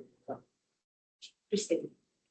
Thank you. I just wanted to add to this conversation, which I think is really important. So we've made a number of statements as a board around this ourselves, and this is actually about action, but it's also about collective leadership action, and we've seen the power of that. I just wanted to remind colleagues that we do have an EDI leadership group, which is board level, which is chaired by Theo, and Kirsten Major is our Chief Executive SRO for EDI across the system, and board colleagues go from every board across the NHS Trust in South Yorkshire. The entire purpose of that is to galvanise some collective leadership action. What are the areas and areas of focus that we need to be bringing our leadership resources, energy, passion about? And I think zero tolerance, you've just described, is very challenging. It's very challenging in practice. So it's easily said, less easily put in place. So I'm just wondering, with the conversation today, we've got a meeting next week, actually, it's very timely, that we could potentially bring that to the table and say, is there something we can do collectively around zero tolerance? Because we need to act in this area. No good as just making statements. Those really relates to non-wards, and then they happen in reception areas, and they happen in those places where it's actually our junior managers that have to step in to take. Thanks. Yeah, I probably have a similar view to Greg's, if I'm honest, and actually I think you described it really well, Shaheen. So I think actually really being clear around what we mean by zero tolerance and what are the tools to support people in acting that are really, really important.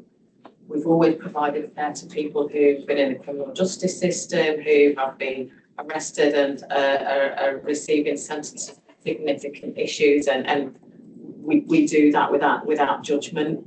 So I think that this is something about being really clear about what we mean around actions and actually utilising contracts of care and lots of other things that are tools to enable people to change their behaviours before you actually just refuse to give care. So I think it is giving people the tools to be able, I think we often make lots of statements and I think it's the tools that enable people to actually use that in day-to-day life is really important.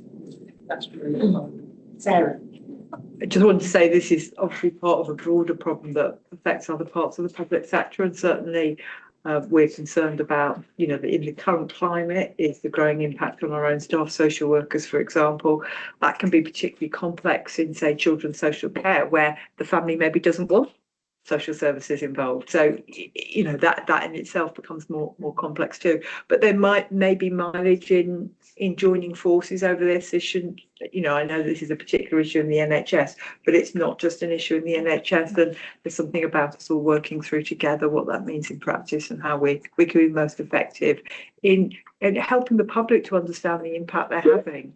You know, nobody wants to stop doctors and nurses in hospital, etc., being able to do a great job. So, yeah, I'd just be interested in an approach which perhaps goes beyond the NHS and involves local government, and it might be, you know, the police, fire service, etc., as well. Thanks. Christine, is that all right? Yeah.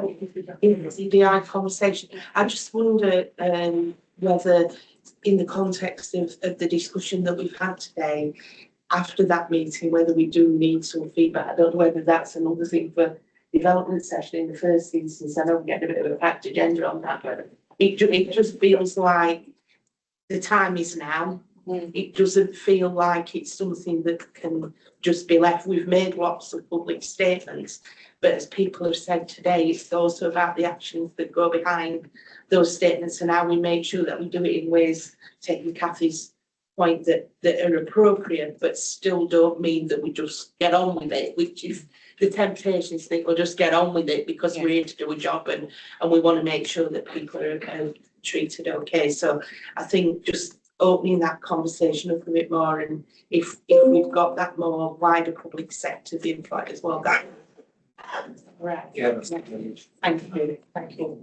Okay. So thanks for that. And can I just say as well, I think some of the other stuff around really good responses to some of the most vulnerable people in our communities, really. You know, the work on homelessness, really important for sleeping.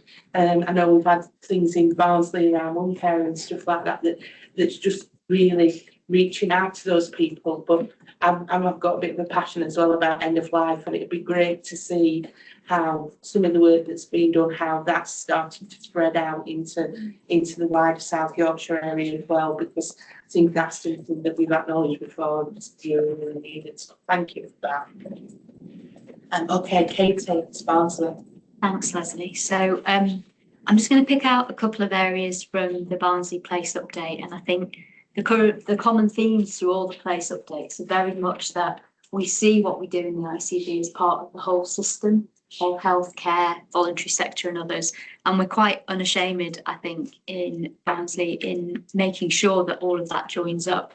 So you'll see we started off with some information about more money in your pocket, which we're part of the whole system around. But the real focus of this is really trying to help residents to know that they can access different grants and other types of relief, especially as we're coming up to winter. So we are ensuring, obviously in line with some of the national work, that people are able to access that kind of winter fuel allowance. We're looking at £100 payment in related to other kind of more vulnerable people of working age and pensioners, people in receipt of council tax support, etc., to support with some of that. We're doing some auto-enrolment around being able to pay water bills to make sure that people don't get their water cut off. And another really, I think, critical part of this work is for people who are employed but are on low wages. So we have done some work as part of the Barnsley system to look at a £500 travel grant to really encourage people who are in work to stay in work. And I guess the reason I'm slightly stressing that today is that all of those things are massive key determinants of whether people come into our health and care system in the first place. In addition to that, there are a couple of pieces, not of massive commissioning, but I think of important commissioning that we're doing in advance of winter to try and, again, support people to stay safe and well in their own homes, and also to support the flows and the continuing increase in demand we see at front doors, both in primary care, adult social care, and in the hospitals. So the high intensity users work, which I think we've got versions of this across all of the places, but we've taken a decision to put some additional support into that in a non-recurrent way through some of our ICB 420+ funding. And that's really because the work that we've been doing on social prescribing is showing some really big impacts, albeit in quite a small group of people. So we could have the debate about actually if it's only affecting 250 to 300 people, is it worth doing? My view is absolutely it is. Of course, it doesn't immediately turn the tap off at A&E, but I think what we're seeing with this small group, and we're extending this group out with colleagues from the hospital, community services, voluntary sector and adult social care, what we can see is some massive impacts in terms of changes in people's well-being, so people feeling much better, 15% up in terms of their well-being, a real reduction in the number of GP appointments that this cohort are making, down 44%, and a real increase, a real reduction in the numbers of admissions for some of these people.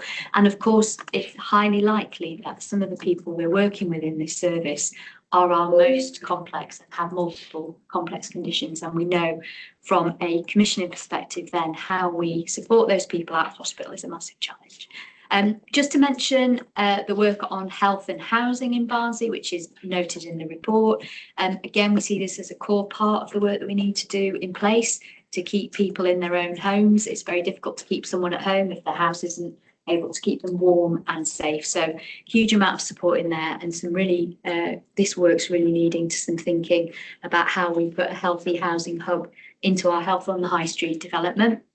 And then just on the second page, picking up on the second bit of commissioning that we're doing, and again, this is happening or may have happened in other places across South Yorkshire, but respiratory infection is one of our biggest drivers of demand in Barnsley. It continues to reach that. We know from the work we did last year that we got significant reductions through the acute respiratory hub. So we have commissioned that again this year.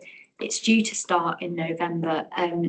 And we're working really closely with the hospital about how we connect this respiratory hub in with our virtual ward for respiratory, so that we have a kind of whole system approach for trying to keep people out of hospital unless they absolutely need to get there. And the only other link I was going to make was with the work that we're talking about on stroke. Again, another one of our major areas of demand in Barnsley. Some really important work that we're doing around Barnsley Acts Fast on stroke. And we're having some important, I think, conversations locally about how do we come together from a provider perspective, and Mark and others were involved in this last week, try and think about how do we, as partners, begin to really blend the kind of boundaries between some of these services. So really positive work going on underlying all of this. The pressure in the system remains really high. We are working hard to achieve as a system some of the targets that are noted on the third page of the report.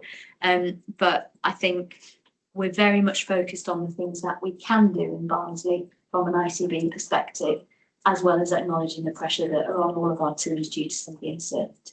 So I'm happy to take questions. Thanks, Katie. Anybody got any questions or comments for Katie Barnsley? No? Can I just ask a question? Of course. So the high intensity users work, are there any plans, or are you looking at return on investment in any of that, because I think although it's only a small cohort, some real good learning in there about, you know, you say, well, it's not a very big number, but actually that could be really a way of saving money. So it'd be really good to see that. Yep, so it's built on the social prescribing service that we run through primary care, and we have colleagues in Swift who run part of that as well. So we're building onto a service that's already there. The reason that we have agreed an additional piece of funding is that the core 20 plus work that we've done through this year has absolutely shown a massive return on investment for those individuals. Although, again, you know, we might think in terms of overall numbers, it's not massive. Actually, it makes a huge difference, because the onward care of those individuals, if they get into our system inappropriately, is often far more expensive than if we're able to support them to stay in their own home. Viral damage. Yes. Yeah. Thank you, Katie. That's really helpful. Thanks. Okay, I've got Anthony Doncaster. Good morning, everybody. Okay, so given the polarity that my colleague talks about, I'm going to talk about neighbourhood health. And thanks to Mariana for giving that a bit of a plug in the from 10-year plan. So we're really pleased in South Yorkshire to have two of our places as part of 43 nationally within the National Health Improvement Programme. So that is Doncaster and Rotherham. That's not to say there isn't significant neighbourhood help going on in Sheffield and Barnsley. In fact, it will be interesting to see the differing approaches of being part of a national programme and not being part of a national programme. We'll see how that goes.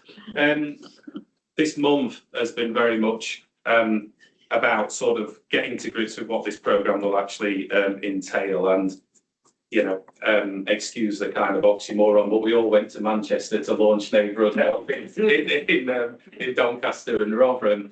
I didn't like the term launch because actually this is a continuation of the work that we've already been doing. But the first part of the report there is some of the things. I'll let you judge yourself which part of the cartoon I am. But I'm actually the lion in the bottom left-hand corner.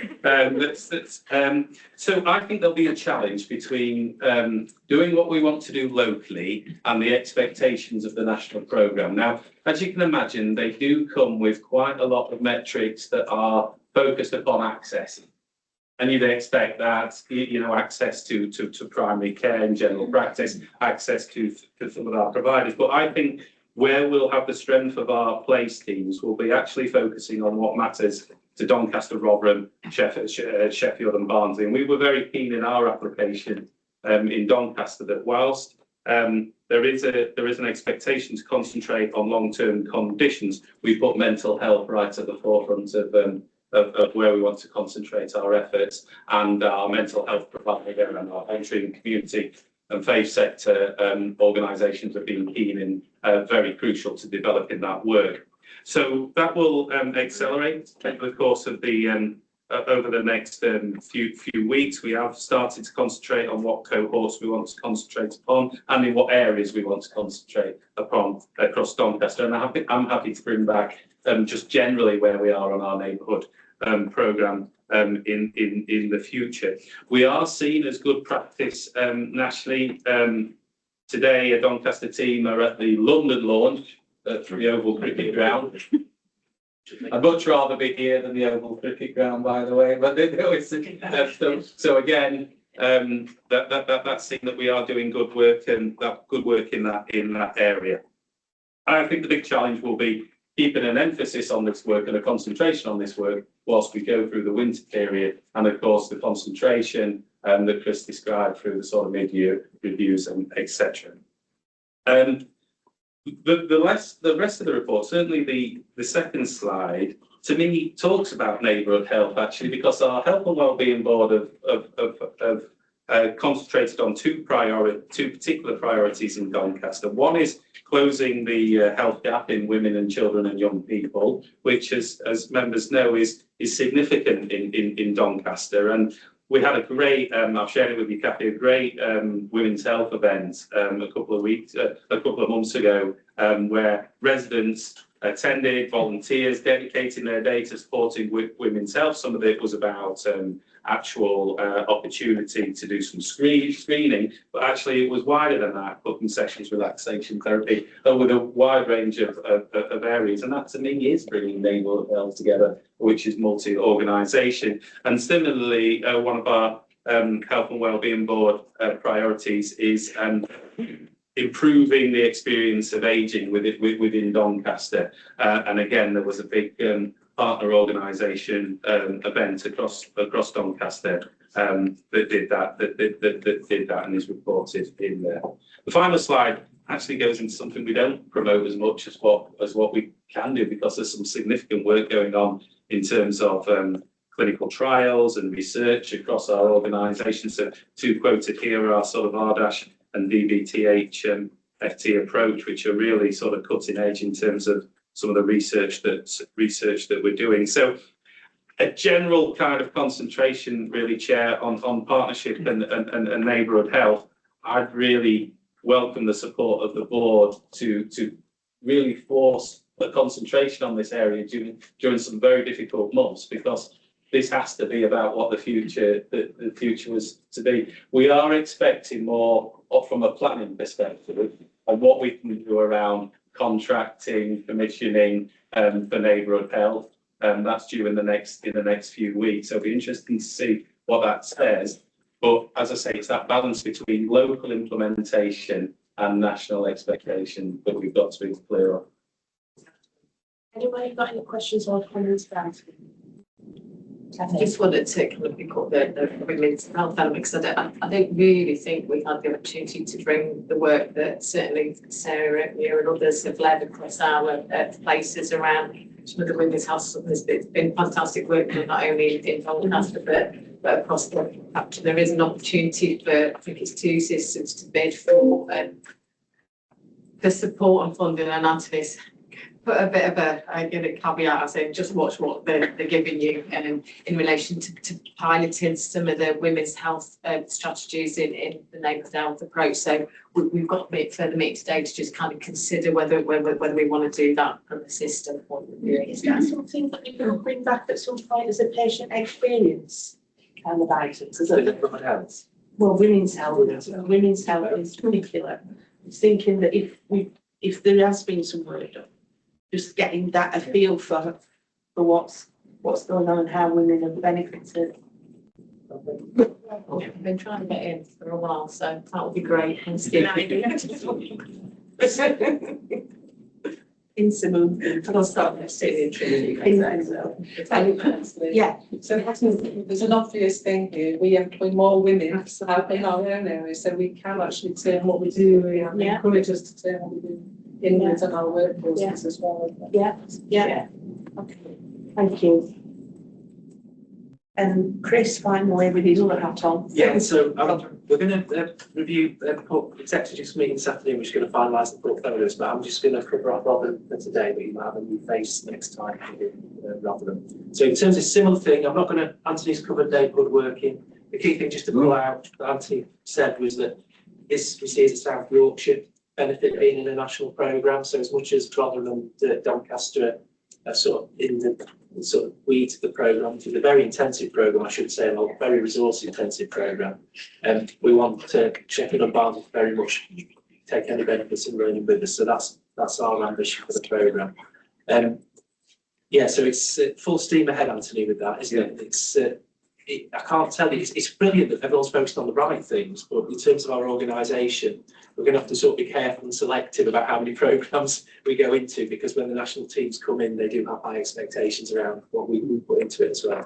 It's the caveat to it, but it's going well so far. So, just in terms of mental health, the Rotherham Memory Services has been accredited nationally. They call it the MSNAP accreditation. Again, they're well-established memory services, which again, we just want to keep developing to make sure we have prevention and extreme services of mental health. The other thing in terms of Rotherham, we picked 3 areas in terms of improving health and demand management to stop people accessing acute care. And respiratory, frailty and diabetes were the 3 things we picked. But on respiratory, we've been accepted for the North representative as a national pilot on respiratory, which should be very quickly between October and March next year, to really maximise the impact on respiratory services. People don't know that Rotherham so well. We have something that's called breathing space, which is a sort of it's about 15 years ago we got a bespoke building and service. It was funded by the Cold War Regeneration Trust, and we've had sort of bespoke research-led respiratory services for some years. So any learning that comes from this, I would expect to share across South Yorkshire and work through. And again, just picking up mental health, because obviously I'd like to make sure it's covered on our agendas. Reducing the tips for reduction in dementia. You know, we talk about dementia services. We want to get into that space very much where we avoid and start to do that, working through. So that's something we're working through. We have something called Rotherhide, which is a bespoke to Rotherham mental health digital support service, which people, we've had over 250,000 hits on it. It's that, you know, it's incredibly well used for our working age population. So all the resources on there, and we keep a close eye on that. That just seems to really give patients that instant interaction that they want, but also manage demand for the new services. And the last one I'm going to mention is virtual wards. So Rotherham, Rotherham's always been keen on virtual, something that seemed to embrace early on in the agenda. But I don't like the term virtual wards. So if you picture a team of 16 people, 2 nurse consultants, but come with the layers of support workers, so you manage people who otherwise would have been in hospital, manage them at home, whether they're respiratory patients, heart failure patients, whatever. We try to understand the cohort all the time. But just to give a picture, we tend to have an average sort of occupancy in our virtual ward of about 100 people, but we're trying to expand that for winter to possibly even double that. And it's definitely seems the way forward. So we want to get away from the narrative about hospital beds, opening wards and working through. I think the technology allows us to work way more flexibly now. So this is very much pushing the bounds. I know all 4 of our places have our own version of virtual ward. There isn't sort of a natural definitive definition for it, but we've all got our versions of it. But in terms of Rotherham, because we have the services there, expanding that and pushing that really is the agenda at the moment. And quite frankly, we can't afford expensive acute hospitals. So let's give patients better service in their own homes, which hopefully get better outcomes, better experience, better value for money. So that's the key driver. So Chair, that's thank you, Chris. Anybody got any questions or comments? One question, Chris, the virtual wards. What's the sort of balance between step up versus step down type of territory? So it's about across the region. So it's about 2/3 preventing people going to hospital, and it's about 1/3 helping people exit hospital quicker. And is that the same across South Yorkshire? I don't know. I'll let other places respond. I've got Richard and then David. Richard's. So I would echo Chris's points about the impact of virtual ward. I think last year, without the virtual ward capacity, we would have significantly more challenges than we did.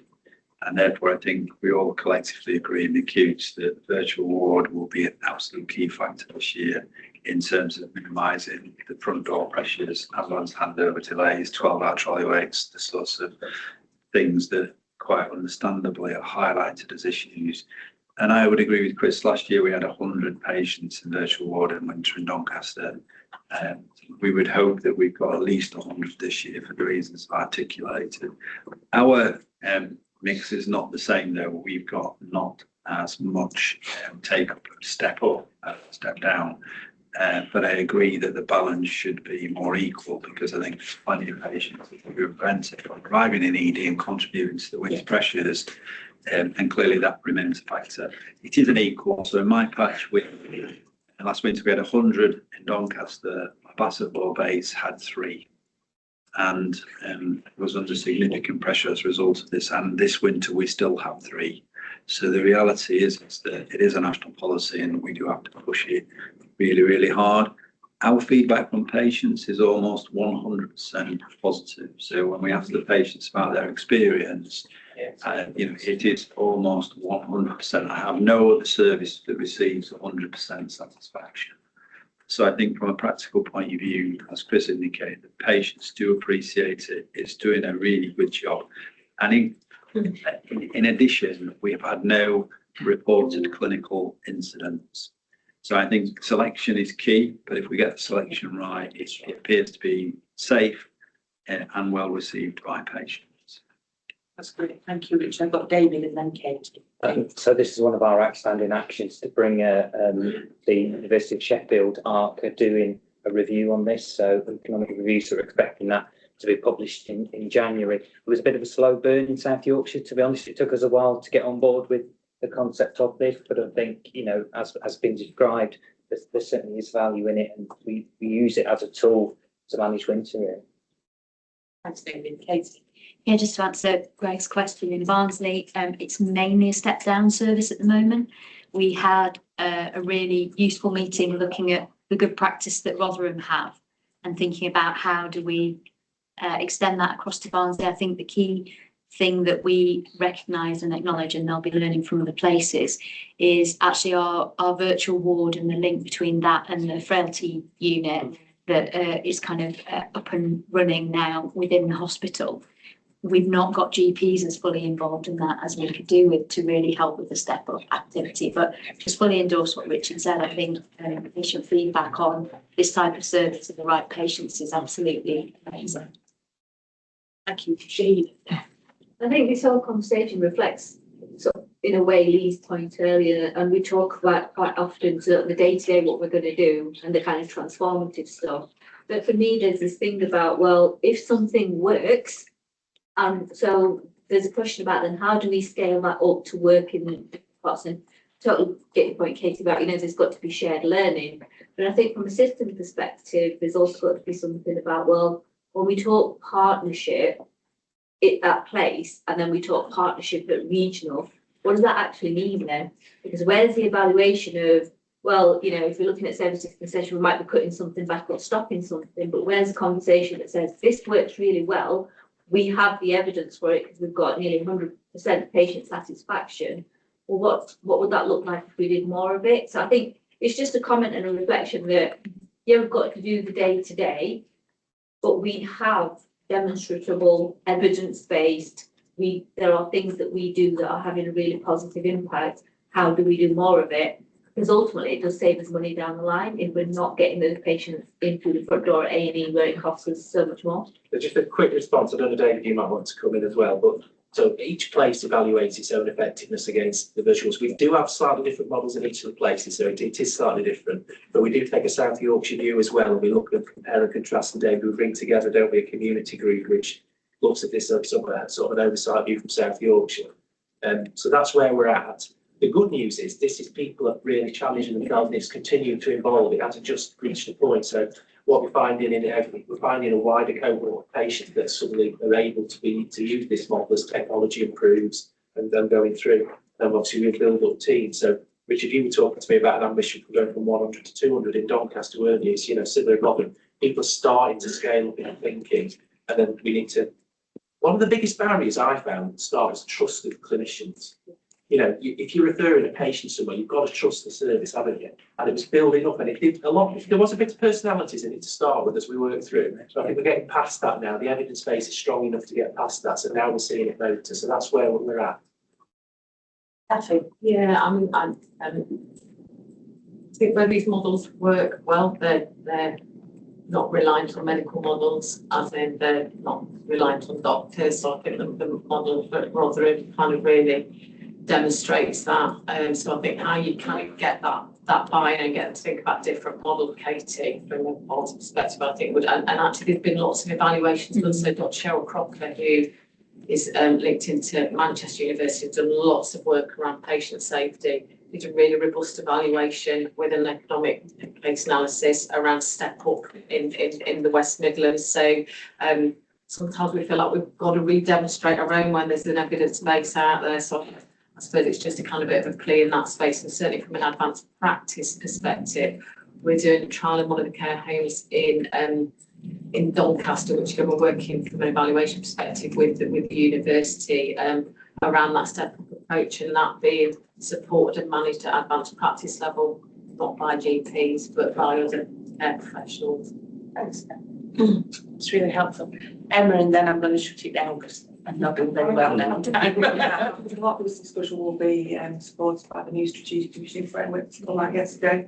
There'll be an expectation that we'll have some kind of an ICB will have some kind of evaluation process in place by March 2027. And it's just going back to kind of CCG days in terms of some of the stuff we do, but I think the discussion we've had about, evidence, Lee's point, about we have to be able to demonstrate impact. We have to be able to demonstrate, the value that we're getting for our commissioning and what we start to decommission. And, there isn't any more money, so it'll be reprioritising resources we've got. We'll have to be able to make a case for that and the rationale, and we'll have to be able to explain variation. I think we've talked a lot about, what's good in each place, but we don't necessarily scale it up.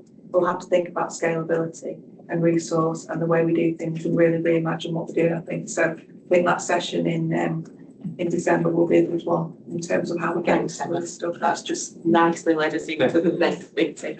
Thank you. Right, it's 11:10.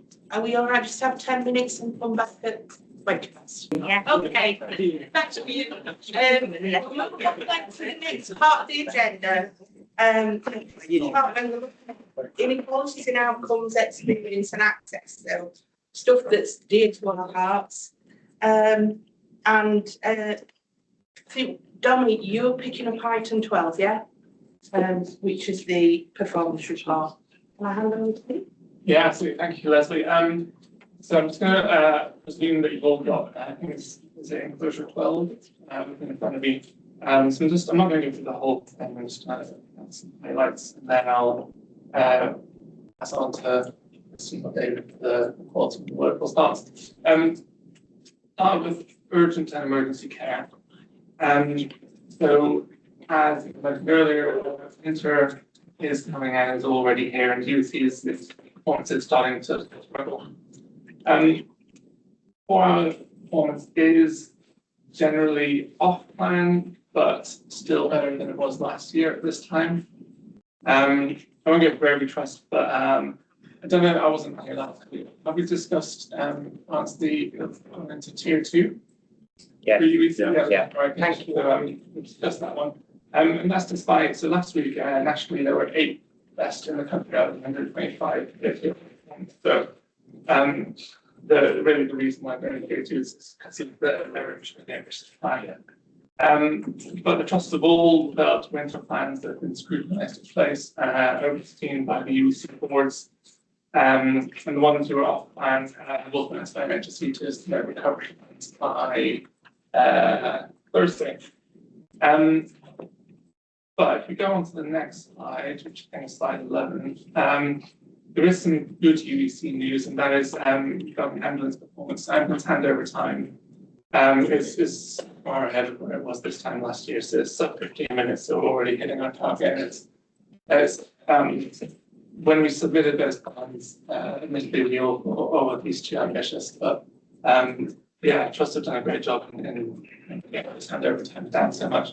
And actually to keep the Cat 2 response times are also trending downwards as well, so there's some good news there. I'll then jump ahead a couple of slides to in your packet, slide number 13.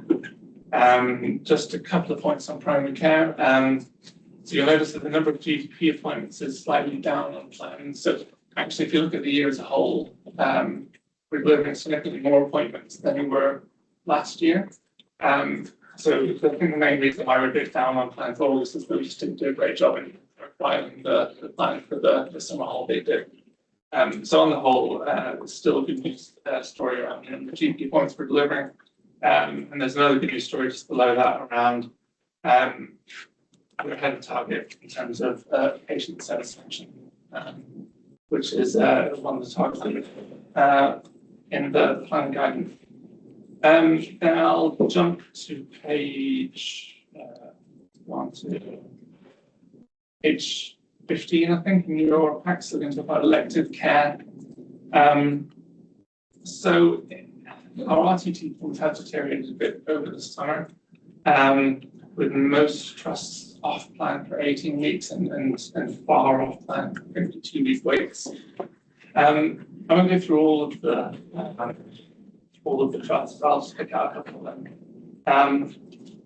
So the first one to note, I suppose the one that stands out is Barnsley, who are really far off plan. So at the start of the year, they had quite significant growth in waiting lists.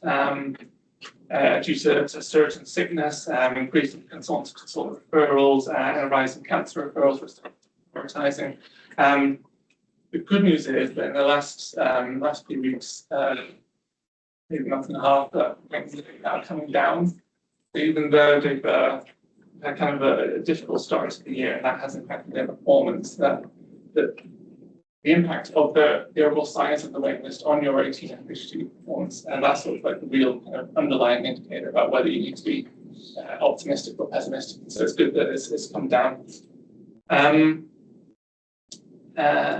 I'll also just pick out DBTH. So DBTH were asked to submit a new trajectory for their plan in terms of the overall size of their waiting list. So I think the overall waiting list has been increasing slightly. I believe we've moved into tier 1 oversight due to the long wait list. So the 65-week waits, which are around 300-ish at the moment, and 52-week waits as well. But Denise did send us a new plan the other day. So that's given us some assurance that they are looking to get back onto the plan. I don't think I need to pick out STH, do I? We all know about the EPR issues. I think, yeah. So I'll move on to cancer then, which is the next slide. This is the next slide. Next slide, so slide 16. So all providers are off plan for the 62-day targets, and all of them other than Barnes, they are off plan for the faster diagnosis standard target. This is not just a South Yorkshire problem, this is a national problem.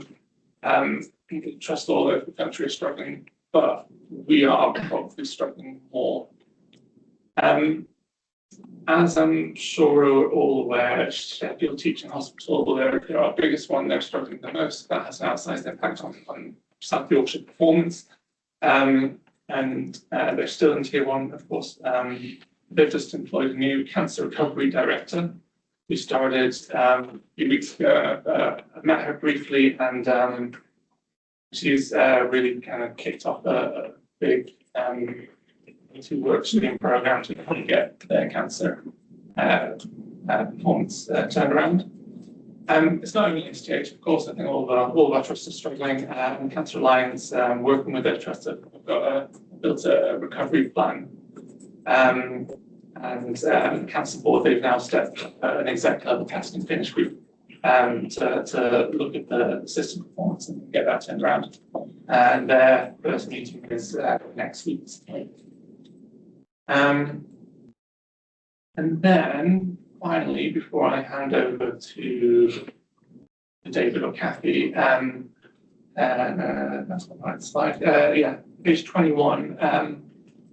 Just a quick note on mental health. So, as you know, one of the planning targets last year and one of the planning targets for next year is about reducing the appropriate out-of-area placements. And again, this is a good news story where Ardash are continuing to maintain their reduced numbers. SHSC's numbers have come right down. And Mark, correct me if I'm wrong, but I think those 8 Swift out-of-area placements, I don't think any of those are Barnsley ones, are they? It's a little bit misleading actually, because Barnsley utilised more beds than available, but that's because they're not classified as out of area, because they're our overall Swift beds. So typically we have about 10 to 12 people from Barnsley. This year, we've occupied a bed in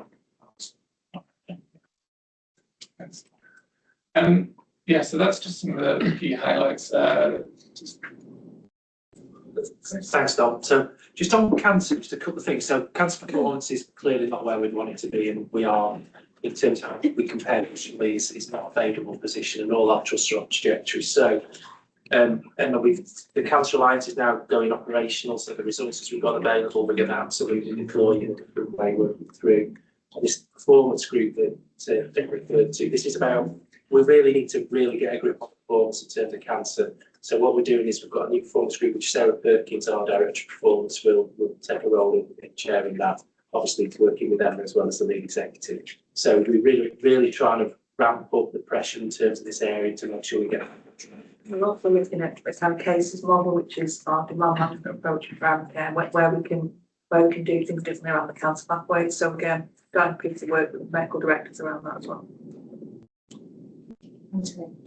Yeah, Dom, thanks for the report and thanks for highlighting primary care. It is fact that we are delivering more GP appointments than ever before in South Yorkshire. Maybe something about profiling, but we are doing, and we are providing more pharmacy first interventions than what we've ever done before. And it's great to actually see that increase in patient experience of access to general practice. The reason I wanted to come in, Chair, is that as good news as that is, there is increasing focus now on access to general practice nationally.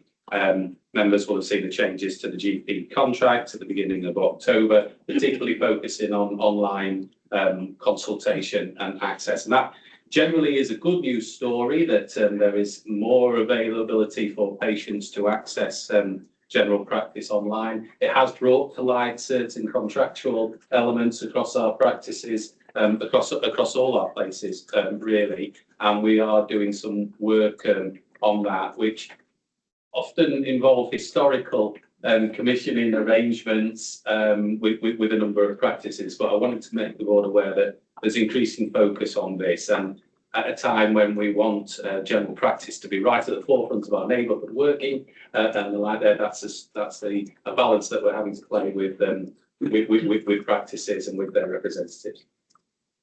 Thanks, Anthony. I've got Kevin, Lisa, Sarah, and then Shahida.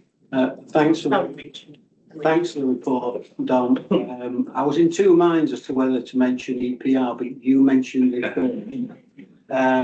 In the past, we have talked about it, and we have recognised that these things are enormously complex projects.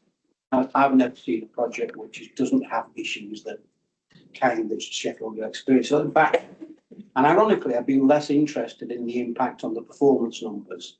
I've been more worried about the potential to lose patients in the system and that could result in harm. But the question is it getting better? Are we assured that the trust are able to tackle it? Yeah, so that was sort of the main focus of the last tier 1 meeting that we had with them last week, where I walked through with us what their plan was to right the wrongs that have been created through their EPR system.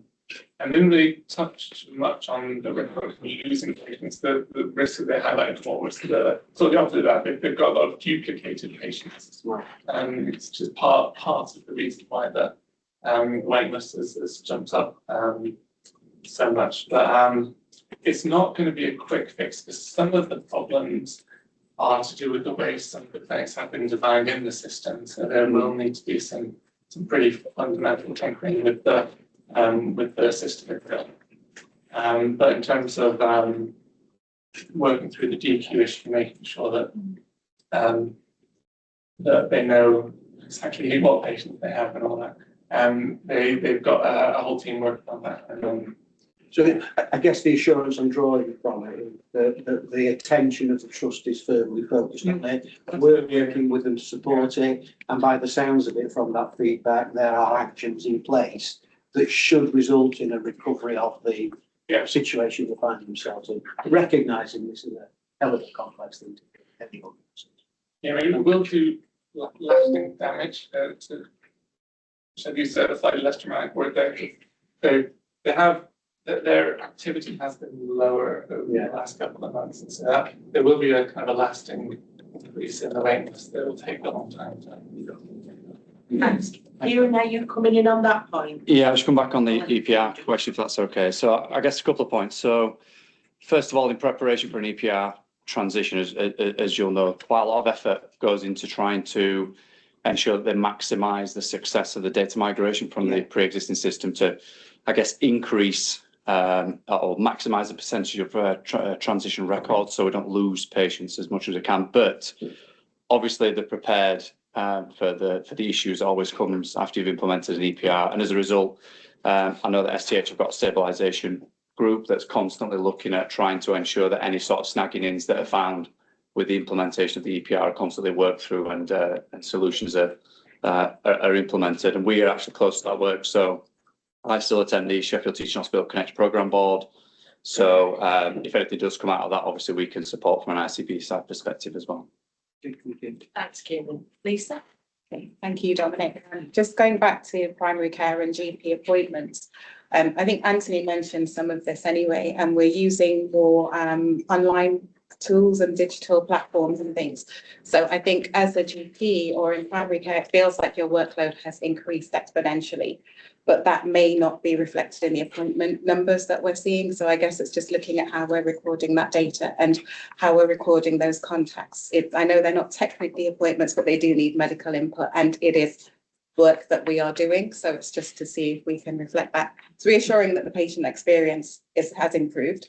And I think that's due in no small part to the cloud-based telephone systems, because I think most of the complaints we had before were due to the telephone. So it's great that we're making progress there, but I just feel like there's this constant pressure for appointment numbers. The workload is increasing, but we're not really reflecting that. So it's just getting that right, I guess. And a lot more is moving into primary care. So because we're so stretched, it's so important to move the resources as well. So it's not that we just move workload. We just need to be very careful because it is stretched at the moment. It's also quite inhomogeneous. And I say that just because a couple of practices I talked to on Friday, they felt the number of patients that they were getting through had increased, but their workload had decreased because of the way that they were triaging them. And so then that also comes along with not just you seeing more quality of those interactions increases, because the ones who don't need an appointment don't have the time waste, and the ones who do potentially get them more programs. But it's just incredibly, like every practice seems to be different. I know. And I think it's down to patient education. So we do have additional roles, but it's whether people use them. So you don't need to speak to the GP before you speak to the physio. So it's that as well. So I guess a lot of us struggle with we're signposting people, but they don't always want to listen. And it's this mindset that I need to speak to a GP. So I guess once we get over that, that will improve. Yeah. Thanks, Lisa. I've got Sarah, Shahida, and then Richard. So I was wondering where the progress with the Growth Health Accelerator gets reported. I couldn't see anything in it in this paper, and I couldn't see it anywhere else in any of the other papers. Obviously, an important programme for South Yorkshire. Does that get reported anywhere? Good question. It gets reported up to a sort of joint board, which is outside. It combines the ICB, so it will be chaired by Chris and co-chaired Kate Joseph's local authority. So there's a separate governance being set up as part of pathways to the. Should it not come to this? Because we have a chief executive. Yes. Yes. I gather there is, from a conversation with Marianne earlier, I gather there is a kind of full report going to the next ICP, which is helpful. But just from a governance point of view, it's. We can certainly, let's take that away, Christine. We can certainly do. Thanks, Sarah, for it. Yeah. Thank you. Ida. Yeah, just a general comment really about kind of the transition to digital, both patients and system, and just picking up on the primary care, it's great that we've got more kind of digital, online, cloud-based development, but the reality of that is, are our GPs available for those times? Because if you have GP practices that are only open until, you know, whatever time, but we're offering appointments that are outside of their contracted hours. So I think there's just something about, just picking up on Lisa's point about educating our patients and public about the use of digital and cloud services and what are we doing. It's great that we're kind of transitioning towards some of that stuff, but as has been seen at Sheffield Teaching Hospital, you can prepare as much as you want, but the reality of it is once it hits and it impacts, you've then got to work through the issues.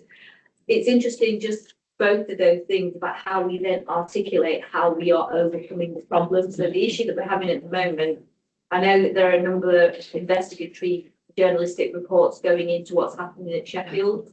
Some articles have already been issued and there's others that are on the way out.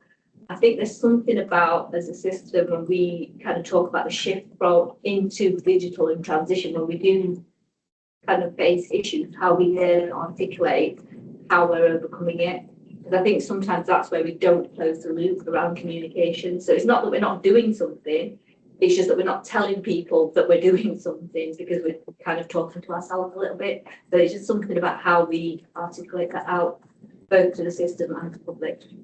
Anthony, do you want to come back on that? Yeah, it was kind of a little bit what I was hinting at, if I'm honest with you, other than to say, in terms of access to general practice out of working hours, we do have, local arrangements in all of our places for enhanced access to primary care, including at the weekends. I think the latest GP contract changes have highlighted some anomalies across our areas that we're going to have to tackle, and that's the work, if I'm honest with you, as well as the work around communication and with our public about what are the areas for access and how to do that. Anthony, I'll take Richard's point, then I'm going to move us on, if that's okay, Richard. So just some general points, because I think narrative gives us some realistic dilemmas in there. If you look at some of the data associated with Barnsley Hospital, they've got the lowest proportion of 52-week waiters in the patch. And actually, the number of patients waiting under 52 weeks there is lower than in any other part of the system. So if you're going to control 52 weeks, in that sense, you do the activity to remove the patients. If you do the activity, you've got the cost.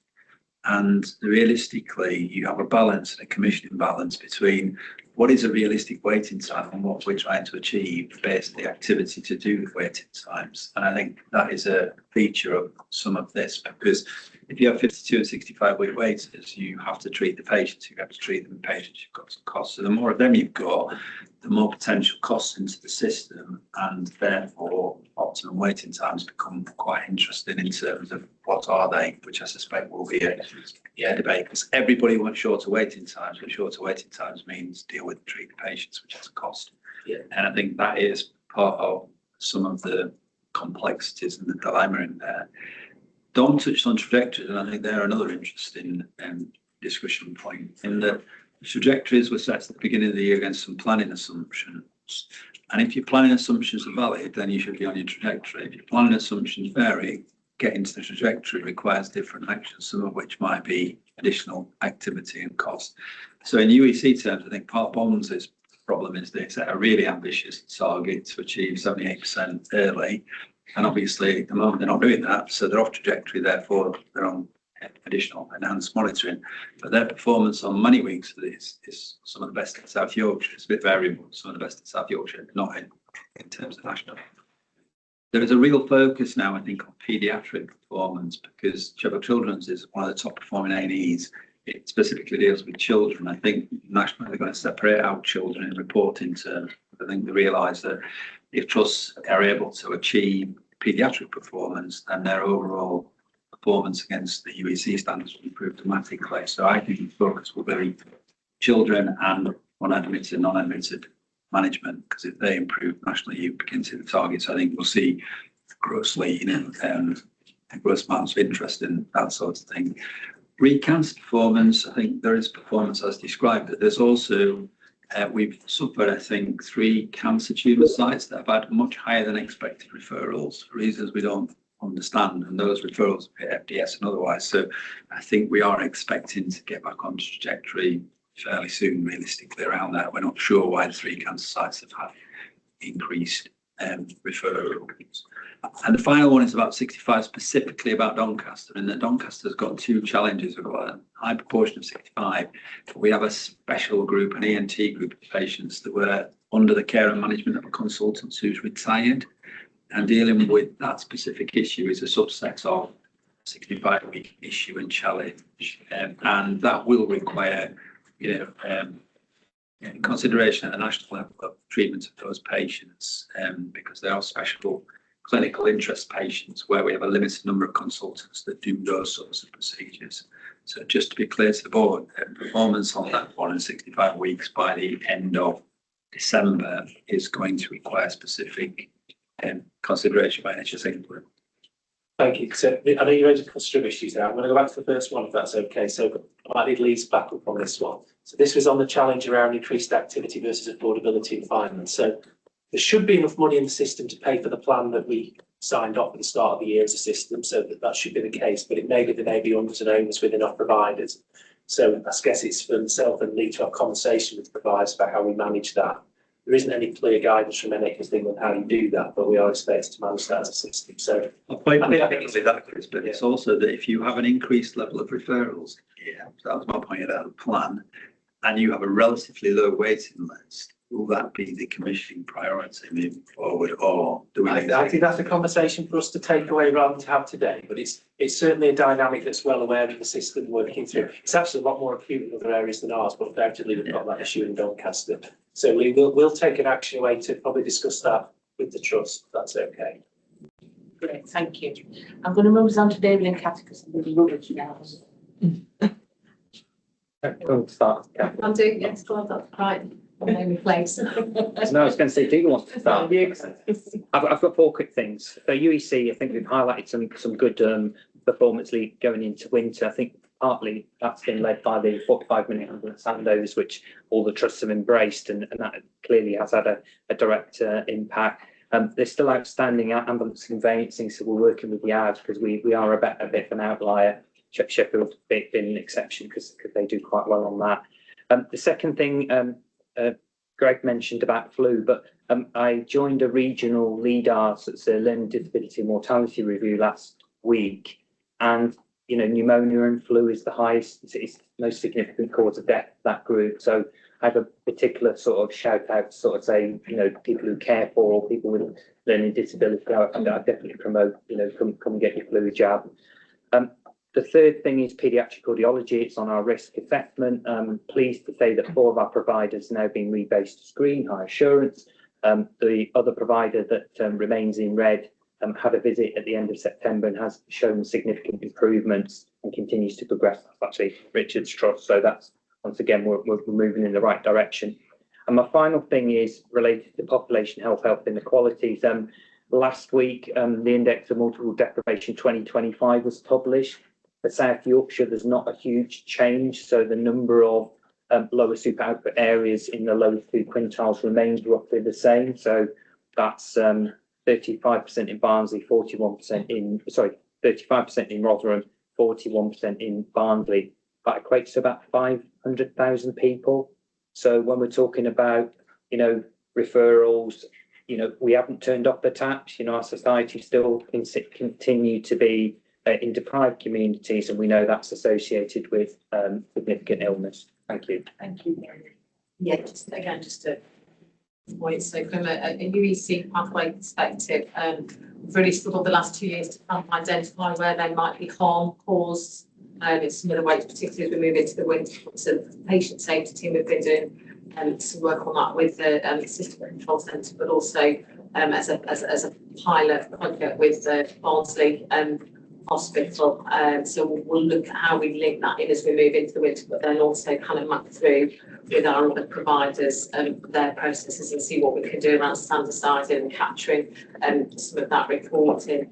In relation to some of the cancer weights, again, we've had lots of conversations around, is there harm in that space?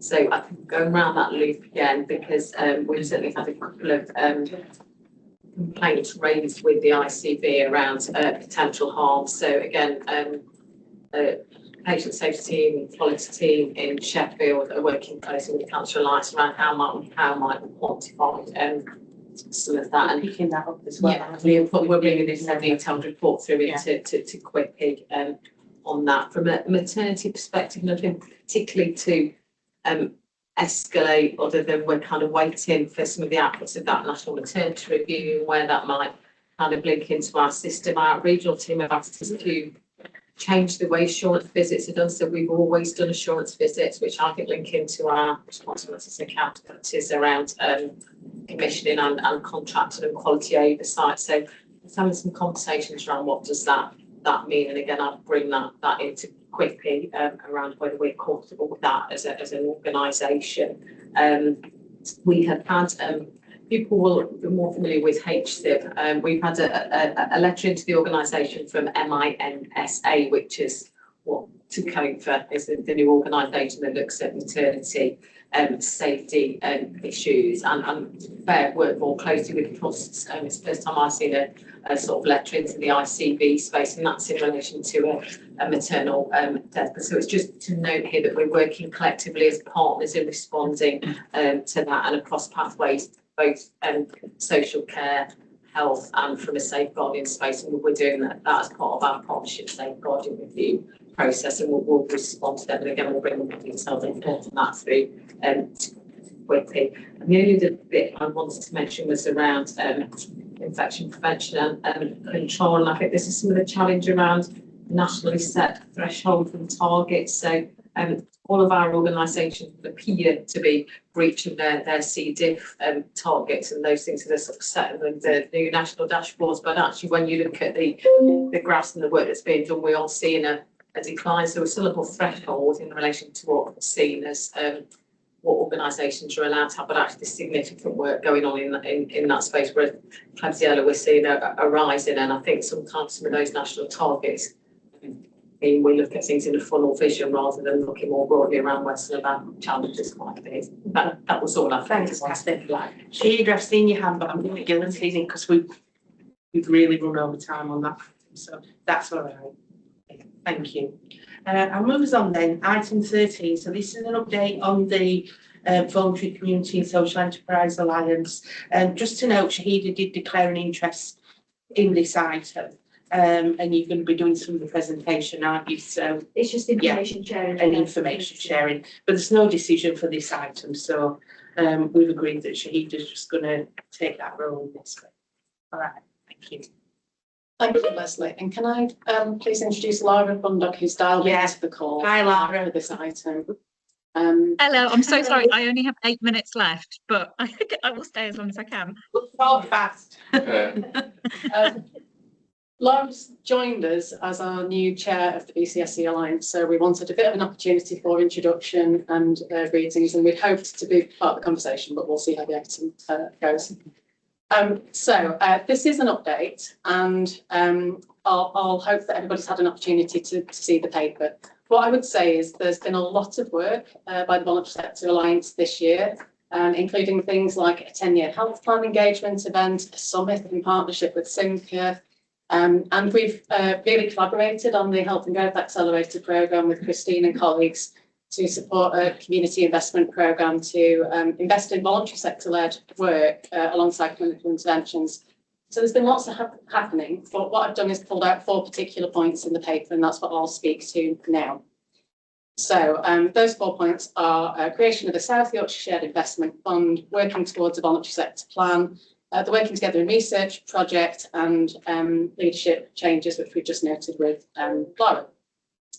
So the main update that I did want to share today to ensure that everyone's sighted and comfortable with the direction of travel is around the Shared Investment Fund for South Yorkshire. The ICB, voluntary sector, Simca and 4 local authorities have been collaborating for about a year now to progress thinking and development of a fund that could leverage local and national funders together to invest in voluntary sector-led health and wellbeing support.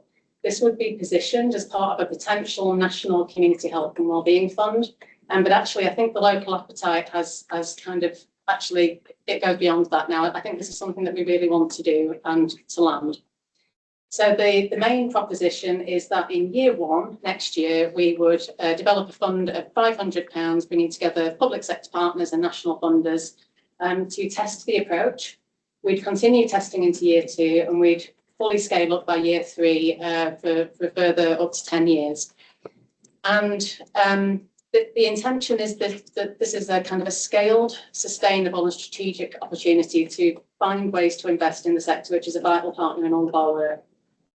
The work is progressing really, really well. We had really supportive backing from the Integrated Care Partnership in September, and we had a meeting yesterday where it's clear that we're nearly there now in terms of our local investment contributions. So that's really good news and puts a lot of confidence in the work that we're doing.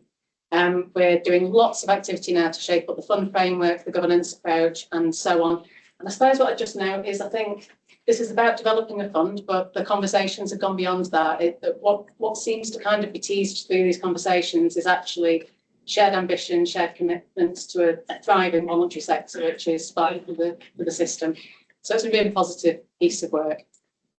I did also want to update on the voluntary sector plan. This is something that we brought to board last year to suggest that we develop a plan in line with planning guidance, and work did begin on that.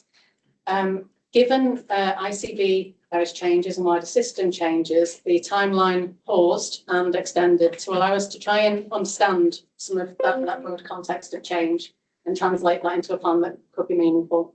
So it's to note that we're picking that work back up and aim to land a plan sometime this winter. But what I would say is there's some really strong emerging things already. So the sector's really keen that we continue to collaborate to find different ways of investing in voluntary sector-led activity, that we co-design work to support cases for change. And a big message I think that I'm hearing from the voluntary sector is there's some worry about what some of these changes with the ICB and the system mean for the voluntary sector, but there is a huge appetite to continue to working together, and there's a general view that we have been making really positive progress over the last few years. So an ask that we continue to work towards our shared priorities developed in the Memorandum of Understanding, and that we think about how that needs to now change and reflect some of the broader change that's happening. Very briefly, I'll just update that we have been working, well, we're now into our third year of the Working Together in Research project. This is a piece of work that is all about enabling diverse communities to participate in research, which is vital to get the best kind of outcomes for patients across our populations. It's been a genuine collaboration across research partners and others across the system. And our work in South Yorkshire has been very much led and coordinated through the voluntary sector, and in particular Diversity, the organisation that Shahida leads. And I think the South Yorkshire approach is still held in really good regard nationally in terms of the extent to which we put the voluntary sector in the lead to shape solutions. Our year 3 focus is developing sustainable connections into the voluntary sector in each of our places, and Shahida's led some really great work on that. And we're also strengthening connection with primary care through the Primary Care Research Collaborative, which kickstarts with workshops tomorrow. So the final point is, in terms of leadership, we did want to put on record our thanks to Helen Sims, Chief Exec of Voluntary Action Sheffield, who's been our chair for the past 2 years. Laura has now taken up the mantle, and we're also looking at different ways to support leadership across the Alliance. I think an example of that is that Laura has joined the Neighbourhood Health Regional Oversight Group to try and connect with voluntary sector colleagues across South Yorkshire and to bring that voice into those sorts of conversations alongside Anthony and colleagues. So I'll pause there, but it was really for noting. Yeah, thank you. Anybody got any questions or things? Yeah, I just wanted to commend Karen and the BCSE Alliance and colleagues that have been there, because they have been integral to the kind of conversations and partnership working. And I think we've achieved a huge amount over the last few years, but you know, when you look at the 10-year NHS plans, when you look at the neighbourhood models, that kind of shift from, you know, getting into prevention and all, our BCSE sector colleagues, community-led organisations, etc., are absolutely integral to this. And I think that's testimony to the fact that in the shared investment fund, that commitment has been nearly reached. I think my plea in all of this is about us as the board, and you know, whatever the strategic commissioning priorities are, is that, you know, our BCSE sector in South Yorkshire is the golden thread. They are on the front line, they're on the coalface, you know, and how do we kind of reimagine those relationships? The answers and solutions quite often are there. You know, it's whether or not we're prepared to kind of open and maybe listen and co-design and co-create in a different way.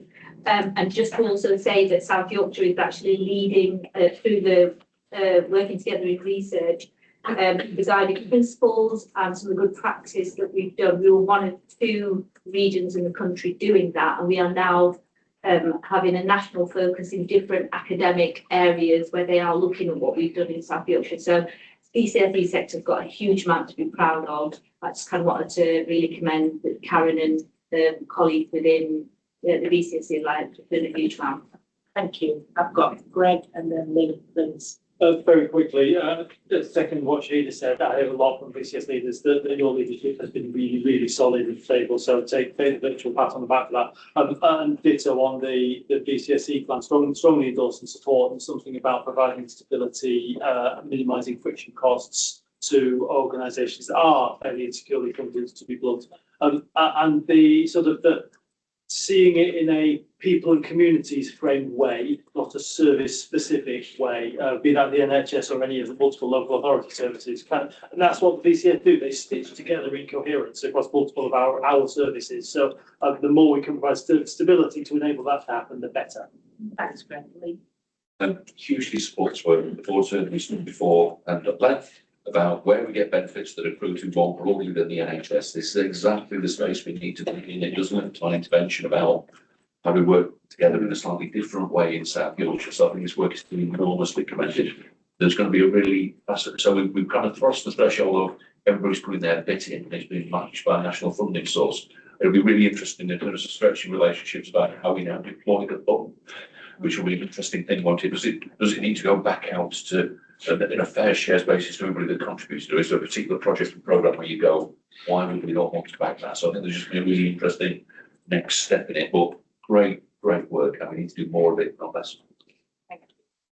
Thanks, Karen, for that. Thanks, Laura, for joining us, and thank you for taking on the mantle. And of course, we'll minute our thanks to Helen for the last couple of years of energy that she's put into the leadership role that she's had. Thanks very much then. I'll move us on. Pleasure. Thanks. Okay. Item 14 then, commissioning for value. I think it's you, David. So I've agreed to present this to the board today. Hopefully it's more for information, but the purpose of the paper is to inform the board about and to approve a commission for values policy. And you know, there's an impact assessment alongside that. Now, that might you might see that that's assessed as low, but of course the programmes and services that go through the process will probably be the ones that, you know, the scoring will be different. It really is about having a process for us to operationalise and you know, any significant change, and we know the financial climate we're in, that this might become more and more likely. So we're safe, we're fair, and we're transparent. So you know, it provides advice and guidance of the process, and we've looked at other areas for best practice for considering any changes in our commissioning processes because they potentially impact upon our patients and providers. So actually this is about us requiring a formal process, so we're all aware and the board is signed up to. This is the way we will take through considerations, including that need for an equality statements and approval with regards to that. You know, there is decommissioning within it, so I'm not hiding behind the fact that there will be occasions where we want to review a current service that's been in existence for a number of years. And we're not very good at that because we kind of, what we do in medicine is we add more to, rarely do we stop anything. So this will hopefully give us a process to be able to do that. So the ask today is that hopefully people have had a chance to read it to prove the policy for us to enact. Thanks, David. Anybody got any questions or comments on this? Thanks, Chairman. I welcome this, given the climate and the future agenda. I think language is so important in this, and I would hope that if we adopt this, we do use this as the benchmark to judge all policy changes. The bit about language, though, and I got stuck on page 8, bullet 5, where one of the drivers to proactively decommission service will be where the service is no longer a priority. I absolutely get that.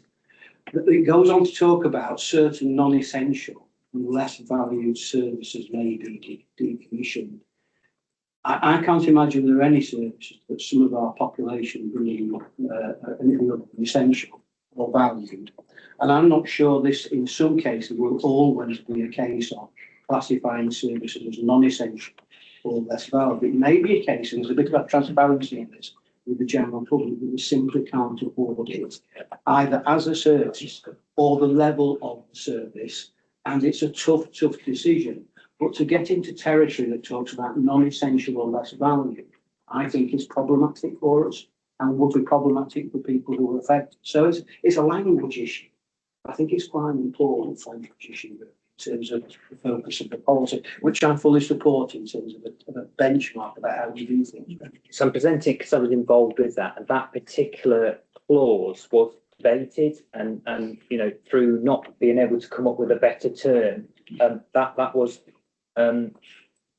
slightly less sort of direct than the one that we've sort of seen it used in other areas. But I think your point's been made, and I think that's probably as important as the words that are in this paragraph. So, David, should we suggest an amendment to the policy on that basis? Something about being upfront about affordability, I think, is basically where we're going, weren't we? Essentially, that's in some cases, that is the territory we and other ICBs will be in. And it's about relative priorities. But I'm happy to. Yeah. So would we agree with that? We'll approve it with that. Everybody okay? Cancelling. Yeah, sorry. Absolutely agree. This is the territory that we need to be in, and we come at it from both angles, Kevin. It is from a quality aspect of things. You know, there still are things of limited clinical value, but an honest conversation about what we can afford as well is required. But there's a step after this that I think we need to strengthen our arrangements as a commissioner and contractor, and that is to actually continually assess whether these policies are implemented or not, and what impact they are having. And I think we've lost a little bit of that over the last couple of years, but that has to be absolutely part of the new model ICB, that we are absolutely ensuring that if we've gone through the pain of commissioning and having that conversation with our public, and we absolutely have to make sure that that activity isn't happening. Thanks.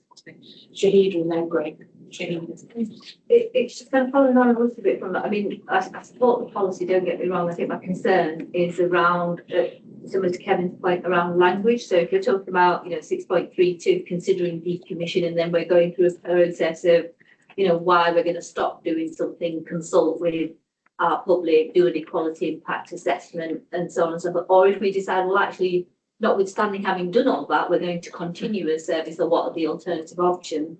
I think the question of transparency, or the question of a process in here, and I don't know where we'd add this amendment, but something in there that says when we engage with the public, we close that communication loop that says, here is the process, here's how we've come to the decisions to close or not close something, because it describes a process here, but I think there's something missing about an impact, the impact on people, and how we articulate that. Because I absolutely support this. It's absolutely something we've got to do.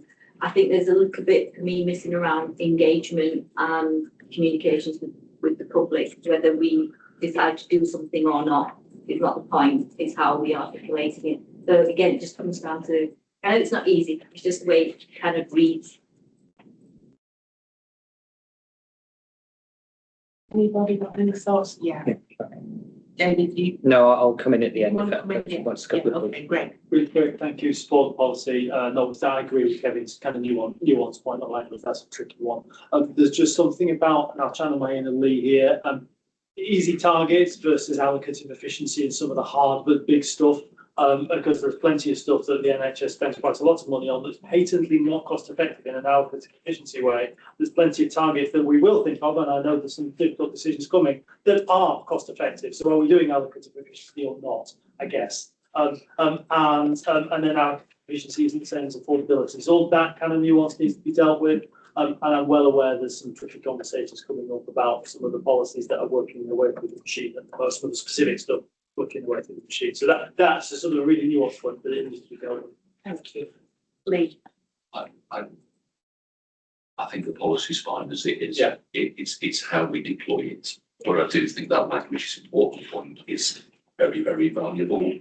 To that end, there's some work involved in going on nationally between the academy medical colleges, patient care and others, which is looking at, have we got a lexicon for sort of value-based healthcare, which is common multi-professionally, that we've started because I think on occasion it's quite interesting in terms of determining there's either pejorative and non-pejorative. So I use the expression waste in a completely non-pejorative way. When I use that from my clinical colleagues on occasion, they say, well, you're saying I'm doing something wasteful. Now, that isn't what I'm saying. What I'm saying is, from a sort of sales production system point of view, there's always wasted systems that we need to do something different. And I don't think we're going to get that perfect balance of language. I think this is more about how we deploy the policy and how we have the conversation. But there's some work going on nationally that may help support it around decoding some of these terms. So Kevin's point's entirely valuable. I'm not persuaded wordsmithing it further is going to get us much further in the board. Yeah, I think the proposal is that we agree either to take it out or to just amend that point.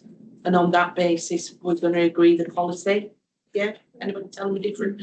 Okay, I guess the next point is what people have alluded to, which is how we implement it in practice, how we demonstrate that we're doing it systematically and consistently as we move forward, and that we've got some checks and balances to check that we are doing that in the same way as we're looking at other aspects like EQIA. David, do you want to? So my first point last word was on consistency. Yeah. For the fact we haven't got a policy, but we have got one, will make things a bit more consistent. Yeah. So I think that's a step forward. And the second bit was I looked to Mark, but the decisions are still retained by the board. So, you know, whatever we do to work things up, and as I say, that will be tested at the beginning of December. So I suppose, thank you. Yeah, and we'll look and we'll see people's workings out, as it were, and understand the rationale behind decisions as we go forward. Yeah. Thank you. That's great then. Thank you. Okay, Lee. Thank you. I am very pleased to report that the Integrated Care Board is reporting an on-plan position at the end of the first half of the year, which has involved a huge amount of effort for people within the finance function and beyond the finance function to deliver that year-to-date deficit plan of £4 million. We note in the report that we have been receiving the Q2 deficit support funding from reporting on the plan solely on the basis that we hadn't received our share of deficit support funding we now have. And as Chris said earlier, based on the outputs of the mid-year reviews, our colleagues in NHS England have confirmed we will get the Q3 deficit support funding. So that's the good news. That's not the good news side of the ledger. However, as ever, there is a bad news side of the ledger, is there not? So we're currently trying to contain a large amount of cost pressure on right to choose, particularly. I do genuinely wonder, as I look into this space, seemingly we've got a policy environment around choice of point of referral, which doesn't seem entirely practicable in terms of the fiscal climate we inhabit. So there is something about that right to choose an activity on weight loss drugs and on ASD and ADHD. That's not to say that those patients don't need to be in receipt of those services, but from a value-based healthcare perspective, is that where we currently deploy our resource? Given the other things we're having to do to contain our resource, I'm not entirely sure. So there's large cost pressure on the right to choose, particularly but not exclusively associated with weight loss drugs, and also around ASD, ADHD assessment. And we've got an ongoing concern around CHC cost pressures.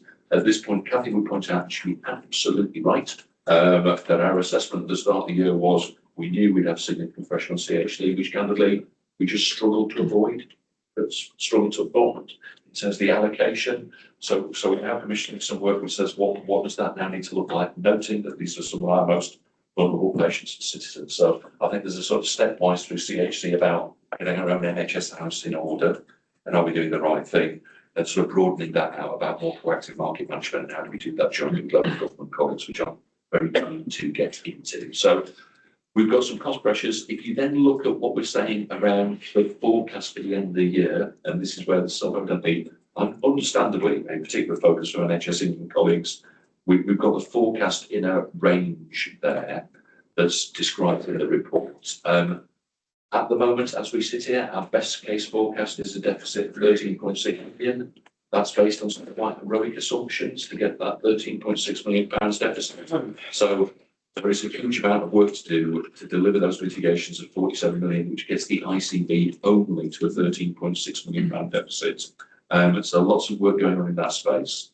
From a system perspective, everybody else for the first half of the year is also on plan. But that's not to say they're not also managing a large amount of financial risks within organisations. The point that Richard was making very plainly is if we had a plan that was predicated on X worth of burden of disease and X worth of referrals, and we've got a capped amount of activity we can afford, that presents a problem for the delivery of targets and isn't lost on anybody really. So if candidly that's all the activity going forward, but without 2x worth of referrals and burden of disease, we have a problem there. I think for the rest of the year, what we hope to do by NHS and colleagues is work out collectively what would we need to do to get to break even collectively. And I think we've been quite heavily scrutinised by NHS England as an ICB through that turnaround process and elsewhere. And I think there will be a bit of, can we go further and faster on the provider side to try and compensate whatever the residual deficit might look like at the ICBM? That's not to say there isn't an inordinate amount of work going on. There is, but there are self-evidently things pulling in a slightly different direction above and beyond the £97 million efficiency plan we set at the start of the year. Lots of that is now covered non-recurrently, some of it's covered recurrently. So I describe the sort of two bits of the sort of financial process really as getting over the line for this year where possible, or where we've only managed to do that non-recurrently. There's also commissioning the thinking that says, well, what do we need to do that means the exit run rate cost of the system is lower as we move from the 31st of March to the 1st of April? And we're expecting some guidance on allocations and other things to absorb to augment what we've already had on medium-term financial planning, but there's loads to do and going on. I think I'll pause there. Let's do some questions. Thanks, Lee. Yeah, just to pick up really quickly, I'm not to labour any of the points that Lee's made, but I think it's been well articulated nationally that continuing healthcare is a significant challenge across every system in the country. So we're not alone in all the work that we're needing to do, and we're just kicking off it.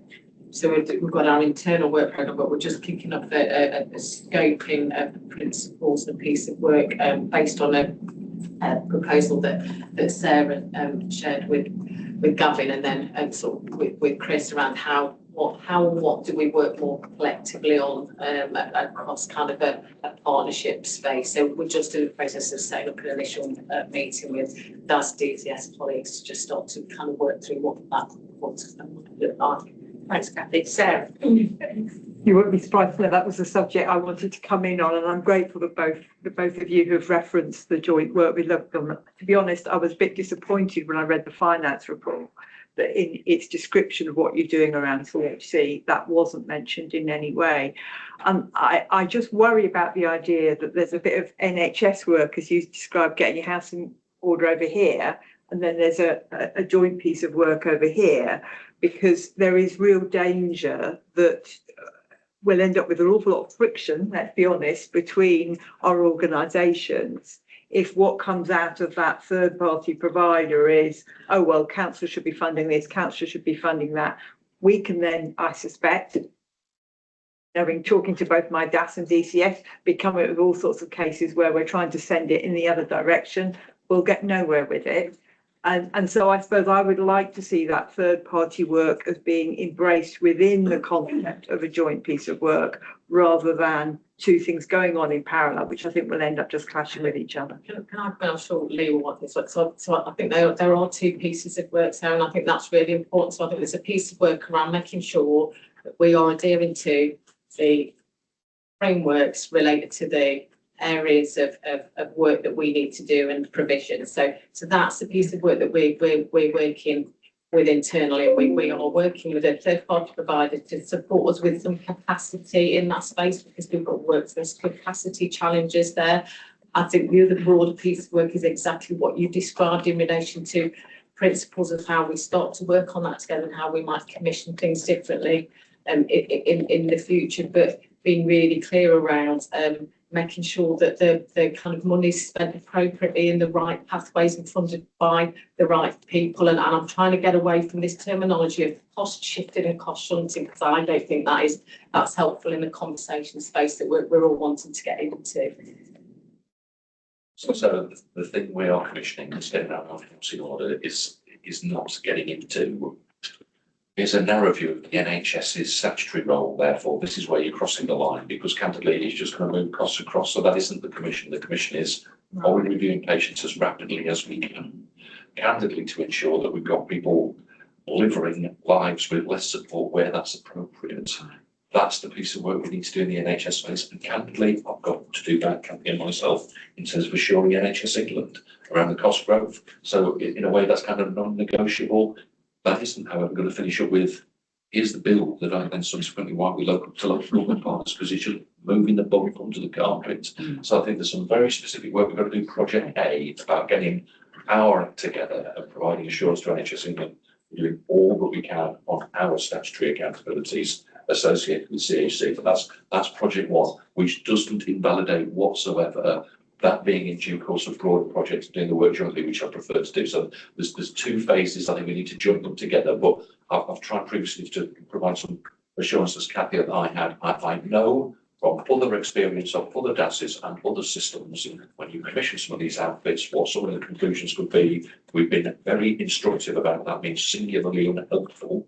What we need to understand is there stuff that we might need to have a conversation about with not affecting it straight away? Because candidly, for every war story we've got about picking up costs, I'm sure you might have one or two of your own. So getting into that zero-sum game is not going to help us, but we do need to do some work for ourselves to create some assurance for NHS England. Then we can have a more plural conversation and link them together.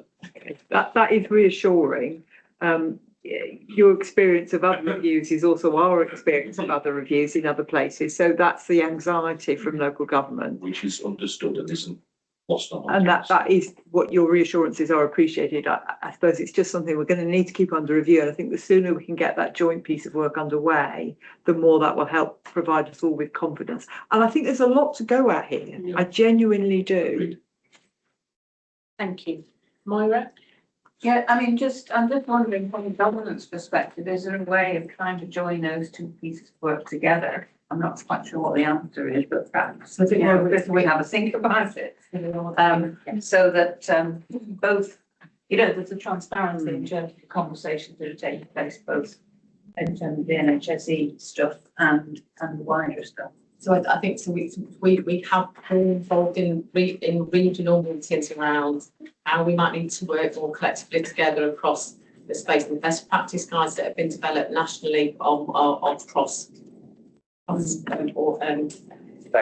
sector developed. So the work is progressing. I've only just returned from leave this week. Proposal only came to execs last week. Have fed back some initial thoughts. I'm in the process of setting up a meeting with DAS and DCS colleagues, but I think we will need to think about what the infrastructure is around how we deliver that work, if it's going to be done and supported and reported properly. Yeah. Thanks. I'm going to move on to Kevin now. I'll be quick then. Yeah, More of a generic point. I mean, I think first of all, I think we've got to acknowledge the amount of work that's gone into this. We shouldn't underestimate how this is consuming time with other things to do as well. But recognising the priorities that were made very clear to Chris and Pierce in the mid-year review about sorting out the money, the inevitable question is, well, so what next? So Lee has emphasised the very best case scenario, meaning the more realistic scenario is another bigger number. And so not for discussion today, I guess, but we've got a turnaround committee coming up on Friday. We've got an F&I committee, I think, on Monday. The question will be, what next? Because there'll be an expectation to answer that question. But I know most importantly, touching on Lee's point, it gets to the point of the year now, it's difficult to stop things. But the question starts to loom, what about next year then? And I think we've got to, whilst it feels counterintuitive, we've got to sort this year out, we've got to get into next year very, very early. So that was just a statement of our Just final comment, if that's okay. Yeah, go on. So let's be practical, it's going to be difficult, isn't it? So when we do the work, we read the principle, follow best practice, we do all the right things, but we have 4 different arrangements in our 4 different places. We're going to go to a uniform approach. There'll be different impacts in different places. The key is understanding it and manage it responsibly, isn't it? That's the key. Yeah. So just, if I don't want people to think there won't be impacts, it could be on the ICB, I don't know until we've done the work. But it's just to recognise is that we just need to have a really mature way of managing it. Shahid, the last word. It just, it's like Sarah's point, notwithstanding everything that's been said, we've had these conversations before where it's kind of like we talk about partnership work and we talk about taking a collective approach to issues that emerge. I understand the anxiety and difficulty for our public sector colleagues in local authorities, particularly because around elected members. And so I just kind of wanted to make a little bit of a plea that and I think it's great that we're kind of connecting those 2 projects. That's absolutely important. But I think when we're getting into the territory of having to make difficult decisions, we're getting into the territory of having to think differently. we have to take a collective approach from a systems perspective. There's no ifs and buts about that. But I think we can also lean into and lean on to our local authority colleagues. There's a huge amount of knowledge and experience there. I think because we don't have the pressure within the NHS of having to answer to elected members, there is a bit of a safety net there for us to some extent, although we are accountable to the public. But I just think it's a different flavour. So it's just a plea really that, yes, I know we're going to do that anyway in a transparent and equitable way, but actually with a huge amount of resource that we can lean into from colleagues as well. I'm going to move us on, sorry, because we're going to run, I'm not going to run over, so. Because you'll go on all. Pierce always does. Pierce always does, yeah, well, I've got a bet here with Kevin, so. It's a really important point though. Yeah, given we've got a turnaround group meeting on Friday, and we've got to think on Monday, I'm genuinely happy we can just note the efficiency programme report. All that I would say is reassessing that 97 million is increasingly becoming a waste of time. The next bit is how do we contain the cost pressures to do something different, so that I think we can evidence the plan that we originally set ourselves. We're not a million miles away from it, whatsoever, but we can talk about that in turnaround group and in think on Monday. So I can give it a time back. Okay, thank you. Thanks, everybody, on that one. Okay. Mark. Thank you, Chair. And can I just make the observation that we are actually 1 minute away from. I know, but we're not going to run over on this item, so.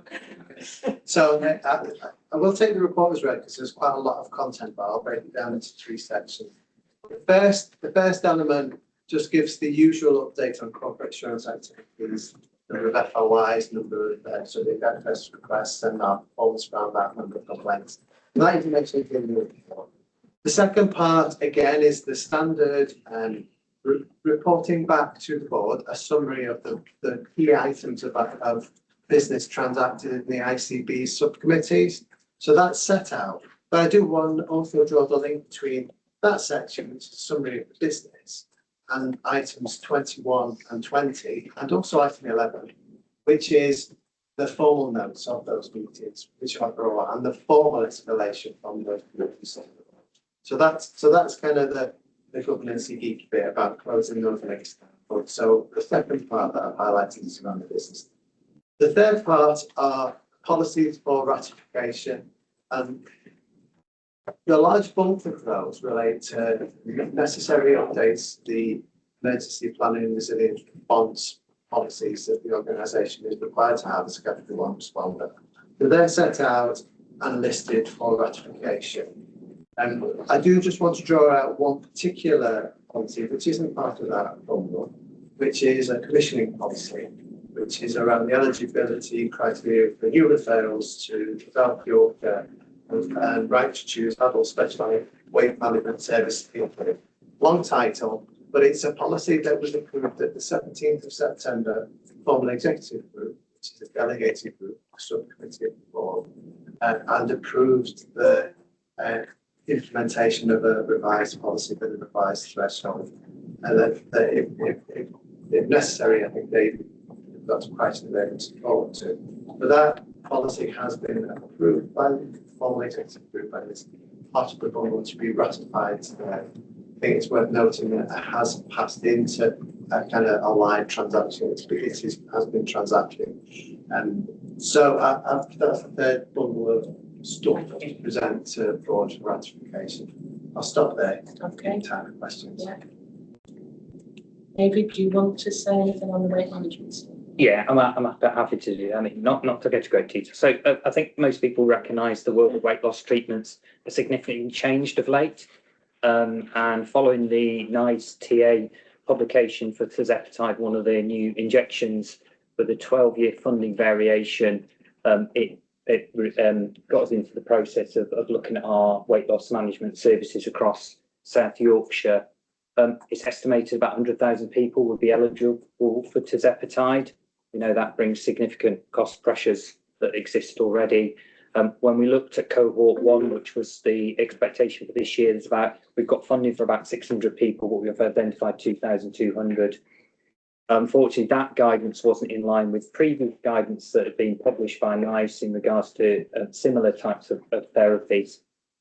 So alongside that, and Lee has referenced, we have seen an increasing cost pressure from independent sector. So right to choose offer and we've got long waiting lists. So it's been many years since our weight loss referral guidance had been reviewed, and it's gone through a number of clinical groups, and this is where we've got to. It came into effect on the 24th of October. An additional mitigation which is still being worked through is the development of a local enhanced service with primary care. There was a quality impact assessment taken to the panel. There was feedback received, and it has been updated. That isn't evident today, but I have shared it with Kevin, and that identified that while there is some impact on this, is that we've got a huge number of people who would want to seek this service, and that wouldn't be possible. So that's the first thing. But overall, we felt it was the right thing to do to prioritise those people, because we have long waiting lists. We do know there are impacts on potential complaints. There has been media interest across the country, although we've not had specifically on this. And also, people will be disappointed at not being able to get the treatment that they would like. On a sort of positive, you'll notice that within the policy itself, our BMA threshold does consider ethnic diversity in regards to, we know that it's not equal across all ethnic groups, and there is a lower BMI in recognition of that. And then I suppose the final thing is to say that we do have an IFR policy, which we will consider if people think there's exceptionality. That's probably a start for me, but I know, Kevin, you might want to raise some elements from that.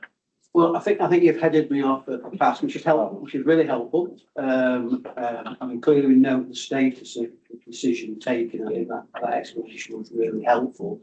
I think going back to the early policy decision, there'll be different ways of doing things in the future. But thank you for sharing the impact assessment. That was really helpful. So I guess the question will be, having understood the impact of the policy, and it might apply to all other policy decisions going forward, is clearly we make a judgment in advance about what the potential impact is. It's probably incumbent on us to monitor this now to see if the effect that we anticipate it would have is actually reality, and whether we learn anything from that going forward. Because I am conscious there are groups of people that will feel disadvantaged by this, and I think the impact assessment to share does identify that and note that. But I just think we need to just keep a weathered eye on it and make sure that the implementation of it is as we anticipated, and whether there are any other mitigations that could be reasonably put in place for any groups that have been affected. So that's a statement. So within the policy, we have excluded children, pregnant ladies, and there are some other criteria that we've tried to build into the policy in itself, to be fair. The policy or the new criteria is only in place for 12 months because we recognise this is the changing landscape, and in 12 months' time there may be other therapies, and we would be expected to roll out additional cohorts within the 12-year funding variation. So I think that was part and parcel because, as I say, this is a moving feast. So I think I can assure the board that it's not set in stone, and then we'll just leave it as is. Thank you. I suppose the only question that I had was about process really. And given that we have got a new policy, I think that gives us some clarity moving forward. But it's whether we did the steps in the right order, and if that's a board decision, but it's already been enacted, then So we do need to learn from this, don't we? But I think probably my reflection is our organisation's moving into a different environment, isn't it? And as a board, we've not been used to this sort of business coming through, and we're now definitely moving into that space. And perhaps if we take the best practice learning from this, we've done obviously the policy we've taken before. I'm sure that we've now got the tools to do the job going forward, but probably we didn't before. Yeah, I think that's right, Chris. That's helpful. Thank you. Thanks, David, for doing that. Right. Anything else you want to? No, that's okay. Any other points or comments, questions that people want to make? Okay, thank you. We've got a number of items for information, 17 to 21. People happy to receive those for information? Yeah. Okay. Not excluding public comments and anyone? No. Thank you. And we've got date and time of the next meeting. I think this is really important. Just to reiterate, we've got an extraordinary meeting of the board on Wednesday, the 3rd of December, 9:30 to 10:30, and that's specifically to receive those two items about the commissioning proposals in IVF and gluten-free prescribing. Yeah, so it's just important that we make that clear to people. Okay, thank you very much. Not too bad, that wasn't bad, we didn't quite do it. Thanks everybody. You. Who's this?